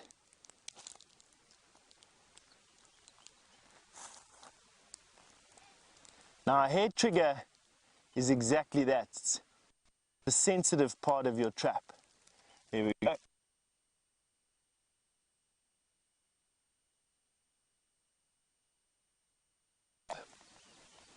Comes through the trap, gets its body stuck, walks a bit, boom, and is bounced off its feet, as you can see. Trap works. 100%. Ta-da! All right, I'll reset it for you again. And there we go. All right, so that is my trap. Let's do it one more time, just for you out there. Bird comes in, pushes to get through to the dung, gets caught, springs the trap, and is suspended in the air, waiting your pleasure. All right, and that is Trapping 101. You're off to Jamie for an update. And no live safari experience is complete without spending a little bit of time with Africa's giants. And here we have what promises to be a magnificent sighting of a whole herd of elephants making their way towards us slowly but surely. Hey, not the Kigelia. The Kigelia. Don't eat our sausage tree.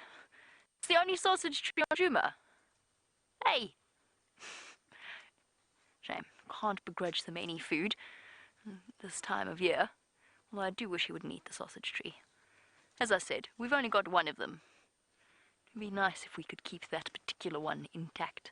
Yes, little boy, I also saw you trying to dig up the pipes. The elephants at the moment, whilst they do have water around, there's the Juma pan. Oh, look at that. Footrest. Ah, there you go. Stretching right up. Whilst they do have access to water, elephants always prefer to drink fresh stuff if they can find it. And what that means is that it's time of year. They become, I wouldn't call them a nuisance, but they certainly have a tendency to dig up water pipes that take the water from underneath the ground to the various lodges and the various houses of the area. And on a relatively regular basis, they dig them up and break them so that they can suck up the water if that's coming through them. And that was a male that was stretching up to the sausage tree. We've got a female here and a little calf. Ears flapping gently as the morning starts to heat up.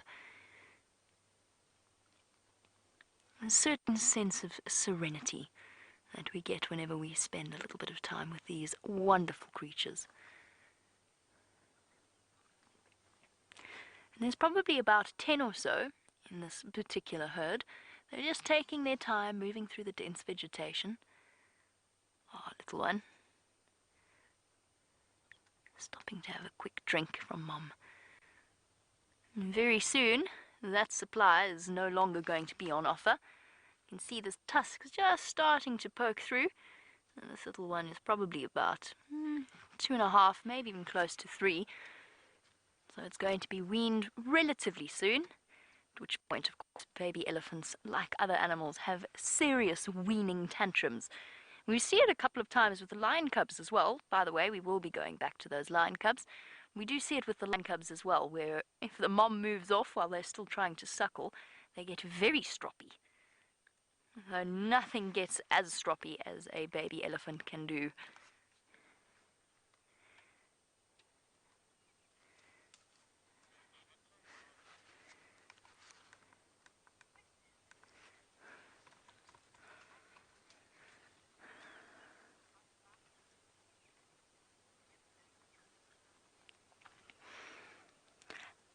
Kerry, you've asked a fascinating question that, funnily enough, I never knew until I started working at SafariLIVE. And I think it was when I very first started working here, and Scott was answering a question on arthritis, and that's the question that Kerry has.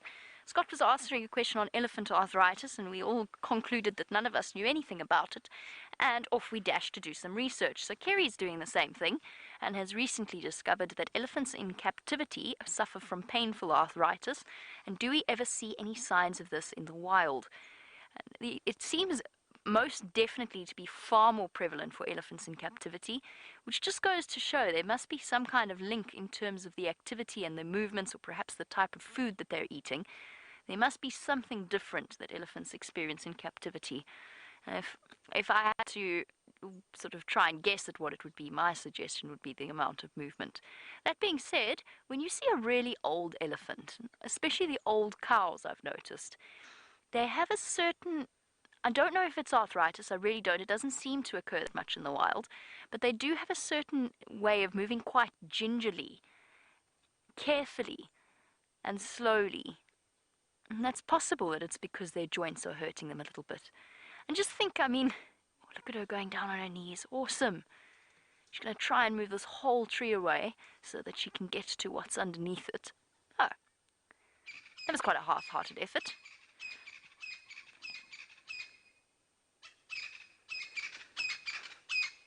Shh. You finished? Yes, thank you. I've forgotten what I was going to say now. The Franklin's calling took it straight out of my head. It was something about elephants and old elephants and... Oh, I remember what it was going to be. You know how ballerinas often suffer from serious toe problems and joint problems in their feet? Just think about the elephant's foot structure and how much pressure those joints are truly under. An elephant, of course, walks on its tiptoes, believe it or not. It's got 5 toes, and they are spread out and around the circle of the foot on the right on the tips of the bone, and then resting almost kind of like a wedge shoe. They rest on a cushiony, spongy tissue underneath it. And that's what gives them that amazing roundness to their track, and also one of the big reasons why they're such silent walkers for such big animals. But just think, those poor toes. I know they're built that way, they're obviously designed that way for a reason. But carrying the weight for an adult bull elephant of up to 6 tons, 7 tons, in some record-breaking cases, much larger than that. And yes, it's distributed across 4 feet, but it's still a mammoth task for an elephant's foot. It does make me wonder whether or not their joints don't start to ache after a while.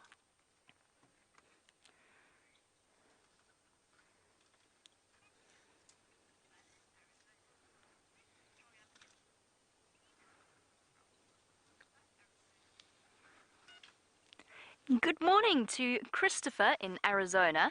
Another lovely question, and it's so bizarre because I've read something about this recently and I cannot remember the answer. And Christopher wanted to know where the story comes from of elephants eating peanuts. And I'm thinking perhaps we'll lay that blame on Hollywood or Disney.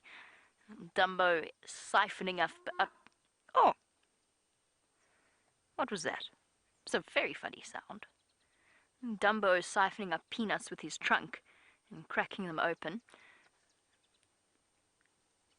I'm trying to think if there's some kind of connection to legumes. There's something I read somewhere about it. So those of you who are familiar, perhaps you know the answer to what I'm thinking of. I know there's some kind of connection with peanuts and where that story comes from. Of course, we don't get any peanuts naturally occurring out in the wild here. We might get certain legumes, or certain bulbs that might be similar, that elephants most definitely would target and are actually quite an important source of protein for them.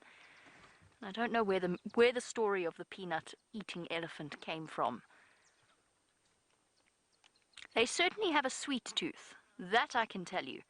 And there's nothing more that they enjoy than certain types of fruit. And there's elephants in parts of South Africa that have become notorious, and people have to be warned about them, for actually breaking into private motor vehicles that are parked in car parks and so on that have fruit in them. And the elephants have learnt to become car thieves. And they break open the windows and they pick up the pawpaws or the oranges or whatever happens to be in those cars, in those vehicles. I think that must be quite an interesting sight to see. Now, as lovely as these elephants are, I'm going to move on back towards those lion cubs for our last few, sort of half an hour of the sunrise safari. Let's travel back over, not too far away, just up the hill there, back to James in the tent. Exoprosopa. That's what we have here, David. Yes, Exoprosopa. Let's have a look at him on the microscope. That's him there. Everybody, so named for the amazing wing patterns that he has. And we'll just go a little bit out and you can see that he is a fly, another fly from the genus Exoprosopa. Now, there are many different kinds of these Exoprosopa flies, and you know what? The family contains over 940 different species of fly. And these particular ones are parasites. So their larvae will parasitize things like grasshoppers and bees.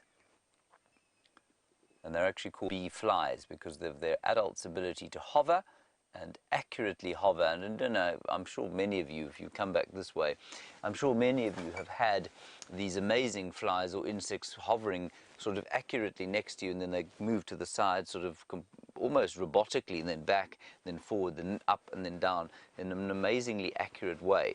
And that's one of these things.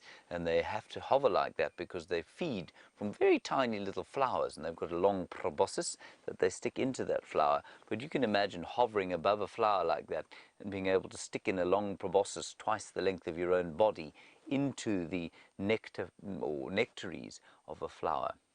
You need to be extremely accurate and able to judge incredibly the air currents all around you, because one very slight movement will move your proboscis out of the nectary and you will be forced to go hungry. Now, what I thought we'd do, it's just come to me now, actually, a flash of inspiration. I thought we'd go outside for a second, because we talk a lot. I don't need those cookies, I've got them outside. We talk a lot about families and orders and different things like that, and kingdoms, and I thought maybe we'd just have a very quick diagram of the taxonomy of animals.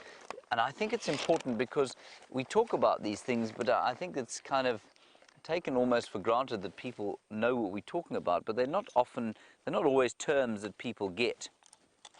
So what we're going to do is, as we're approaching World Rhino Day, we'll do it for a rhino, okay? So we're going to classify a rhino from beginning to end, if you like. So the first thing we have is the kingdom.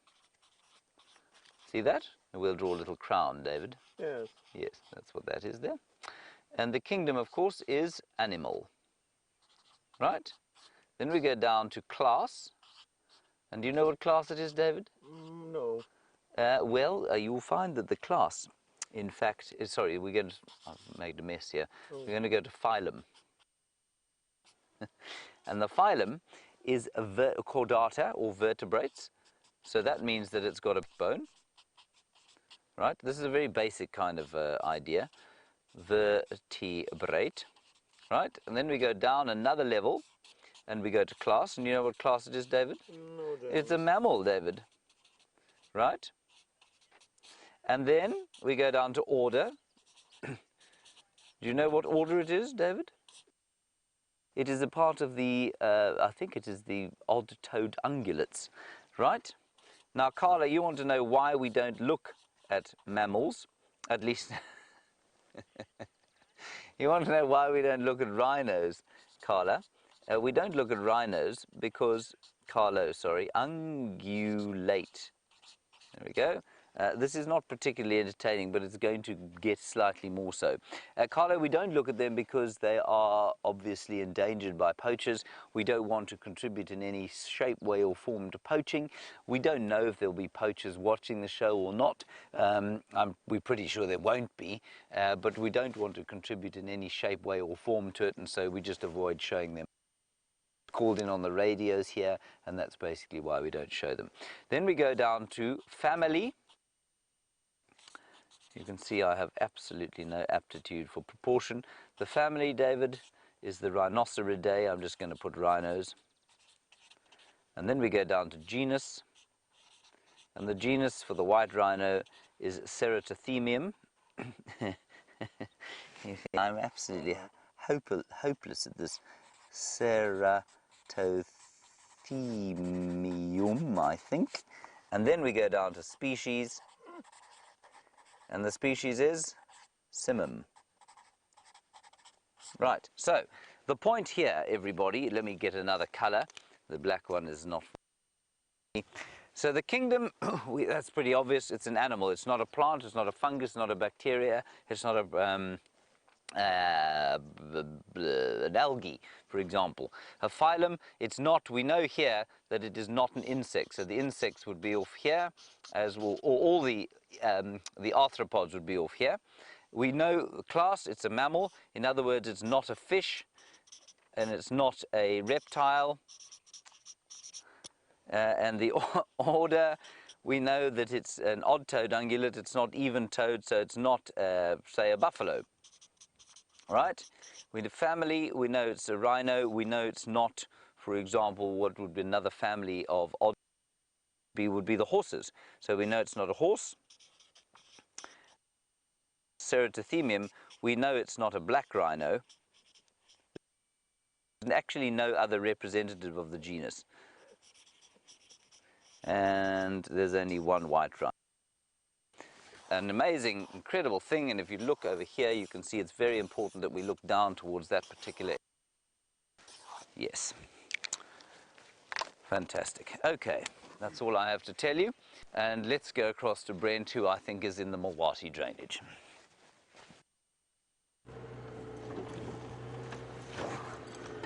We're in search of the mythical white-throated robin that...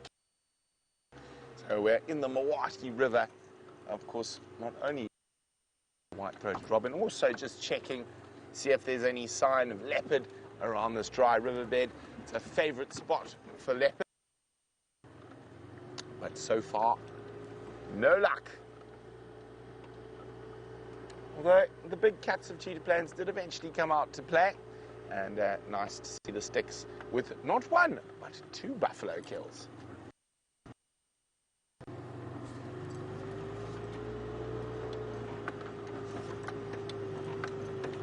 I think we're a little bit late. We should have to listen to see if we could hear that white-throated robin calling.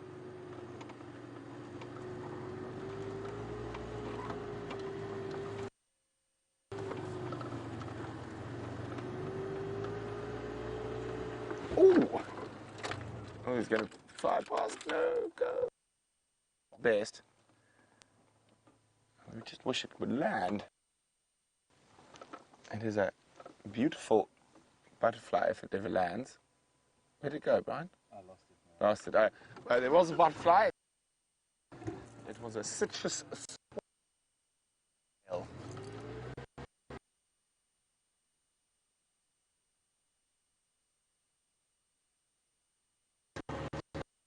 Better eating it.